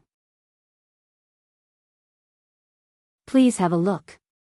After that, she explained the cultivation method of the god of war incantation to everyone present. Everyone sat cross-legged on the ground and began to practice the god of war incantation according to Li Jiumei's explanation. They were the descendants of the Jiuli tribe and had the blood of the god of war, so it was twice the result with half the effort to cultivate Chi-yu's god of war incantation. Soon, these people mastered the god of war incantation and began to run a large circle. Then the crackling sound of breaking through was endless. These people were all elites of the Hmong village. Because of the cultivation method, their cultivation had been stagnant for many years. Now that they had obtained the god of war incantation, their previous bottlenecks were broken and their cultivation was rapidly improved. Li Wanquan, Li Longhai and Song Ying had all reached the 9th level of covert power. After obtaining the god of war incantation, they were eager to break through. But after a long time, although they touched the bottleneck of the supreme power realm, they still could not break through. Qin Haodong stepped behind Li Wanquan, stretched out his palm and patted his Baihui acupoint on the top of his head. Li Wanquan felt a thunderclap in his mind and the bottleneck that had blocked him for many years was broken. Then his genuine qi surged like a river and he instantly broke through to the supreme power realm. Then Qin Haodong took out a newly refined energy-gathering pill and stuffed it into Li Wanquan's mouth. Li Wanquan felt countless pure genuine qi rising from his dantian, and his cultivation was faintly moving towards the 2nd level of the supreme power realm. Next, he helped Li Longhai and Song Ying to break through the bottleneck of the guru realm. Then, he walked among the clansmen with elixirs in his hand, distributing elixirs according to everyone's cultivation level. With the pills in their mouths, these clansmen who had already broken through once began to break through again. Some people improved by 2 levels, and some people improved by 3 or 4 levels in succession. In less than half a day, these core members of the Hmong village had been reborn and everyone's cultivation had made great progress. After finishing his cultivation, Li Wanquan came to Qin Haodong and said gratefully, Little Qin, you are really the divine son of our Hmong village. I thank you on behalf of all the people of the Jiuli tribe. Behind him, the other clansmen also bowed to Qin Haodong and shouted in unison, Thank you, divine son. Thank you, little magic doctor. Qin Haodong quickly helped Li Wanquan up and said, Grandpa, it's nothing. Our top priority now is to improve our strength so that we can fight against the alien demons together in the future. Then he said, Grandpa, where are the people we caught a few days ago? Can you take me to have a look? Li Wanquan said, they are locked up in our village. Let's go and have a look together. These people had been locked up in the Hmong village since they were caught. These days, he had been paying attention to the forbidden area and did not have time to interrogate them. Li Wanquan took Qin Haodong and Li Jiumei to the back mountain of the Hmong village. It was a simple prison. Generally, people in the Hmong village would be locked up here if they made a mistake. The guard here was a junior of the Li Wanquan family named Li Debao. When he saw Li Wanquan, he hurried over. How are those people? Li Wanquan asked. Chief, they are all locked up inside. Li Debao said as he opened the door. In fact, there were not many people caught inside, only 7 or 8. Many black-clothed men were killed on the spot by the angry clansmen. After all, breaking into the forbidden area was a capital crime in the eyes of the Jiuli tribe. If Qin Haodong had not ordered to keep them alive, these people would not have survived. Walking into the prison, Qin Haodong looked at these black-clothed men. These people were more or less injured. They had only eaten some water and gruel in the past few days and were dying. Qin Haodong came to the black-clothed leader whose legs and arm had been cut off. He could not help but frown slightly. At this time, there was no breath in this man. It seemed that he had been dead for a long time. He bent down and pulled off the mask on the black-clothed man's face, revealing an oriental face. But his face was livid.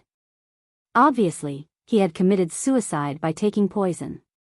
Seeing that he was dead, Li Wanquan frowned and turned to Li Debao behind him and said, What's wrong with you? Why did you kill him? Li Debao said with a wronged expression, I don't know. He was fine last night. How did he die today? Qin Haodong shook his head. These Hmong people were still too simple. They had no experience in guarding against men of sacrifice, nor did they have any awareness of interrogation. Seeing that Qin Haodong was a little unhappy, Li Wanquan scolded Li Debao, useless thing. You can't even do such a simple thing. You're not allowed to eat tonight. Li Debao looked aggrieved and murmured, This guy is dead. He killed so many of our clansmen. It's not a pity.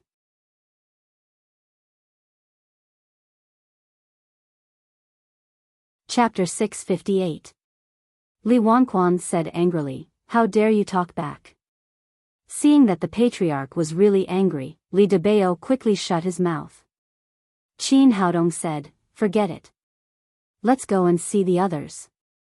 As he spoke, he came to a room on the side, where a lackey of the men in black was locked up. Although the man's eyes were listless, he was still alive. Obviously, he did not have the courage to commit suicide like the leader. Qin Haodong went over and pulled off the mask on his face. He also had an Asian face. He directly used mind manipulating and asked, Are you from Huaxia or Neon? The man said directly in Huaxia language, I'm from Huaxia. Qin Haodong asked again, Since you're from Huaxia, why do you dress like a Neon person? I don't know. The captain asked us to do this. Who are you? Are you soldiers? The man shook his head blankly and said, I don't know. When I was a child, I was taken to a military camp. I've been training all these years. I'm only taken out when there's a task. This time, the captain took us out to perform a task and told us to dress up as Neon people. We just need to carry out the order. I don't know anything else. Qin Haodong asked, Are you a warrior? This was the question he was most concerned about. These people were obviously not warriors, but they had amazing combat power, even stronger than ordinary warriors. The man said, No, we usually do physical training and adapt to the clothes on our bodies. Only then did Qin Haodong notice the clothes the minion was wearing. He tore off his shirt and found that there was something strange inside. There were all kinds of wires and some mechanism things on it. What are these clothes? The minion said, this is the combat uniform we wear when we carry out the mission. We don't know the specific name. We only know that after wearing it, we will become extremely powerful and agile, just like Superman in the movies. Qin Haodong reached out and pulled off his pants. He threw them to Li Debao and said, "Try it on." Li Debao did not understand why he was asked to wear this man's clothes, but he had to obey the order of the divine son they admired, so he obediently put on the clothes. Qin Haodong asked, "How do you feel?" "I feel very light," Li Debao said as he moved his limbs. Qin Haodong said, "Try punching me." "Is this appropriate?" Li Debao said with some uncertainty. Li Wanquan knew that Qin Haodong must have another purpose, so he yelled, "Little bastard, just do it. How can you hurt the divine son with your little ability?" Li Debao thought about it and realized that he was an ordinary person. It was impossible for him to hurt Qin Haodong, so he punched out fiercely. Even he was shocked by the punch. Not only was it powerful, but it was also much faster. In the blink of an eye, it reached Qin Haodong's face. Qin Haodong reached out and caught Li Debao's fist. It was the 5th level of covert power. Li Debao, who was originally just an ordinary person, could hit the 5th level of the covert power after putting on the clothes, which showed how powerful the clothes were. No wonder these black-clothed men couldn't feel the slightest aura of a martial artist. It turned out that these clothes were the source of their power. He turned around and asked the minion again, "Where did these clothes come from?" The minion shook his head blankly and said, "I don't know. Every time we carry out a task, the captain will give us these combat uniforms. As for where the captain got them, I don't know." "The one with the broken leg is your captain?" "Yes, he is our captain. He is in charge of everything." "Where is your base?" The minion said, "We don't know either. Every time we carry out a task, we will be taken out blindfolded. When we go back, we will also be taken back blindfolded, so we don't know where the base is at all." Qin Haodong asked, "What are you going to do in Meng village this time?" The minion said, "Before we set off, the captain arranged this task. He asked us to kill all the people around after the forbidden area opened, and then rush into the forbidden area to grab the treasures inside. If we really can't get in, we can destroy the forbidden area, but I didn't expect that the task would be completely failed." Qin Haodong asked some more questions, but apart from these, he got nothing useful. He asked a few more black-clothed men, and the information he got was basically the same. It seemed that these minions only knew so much. The leading black-clothed man should know more information, but it was a pity that he was dead now. Since things had come to this, he could only talk about it later. He turned around and came to the captain's body. This guy's clothes were obviously more advanced than those of the others. After putting them on, he could reach the combat power of a supreme power. He took off the guy's clothes.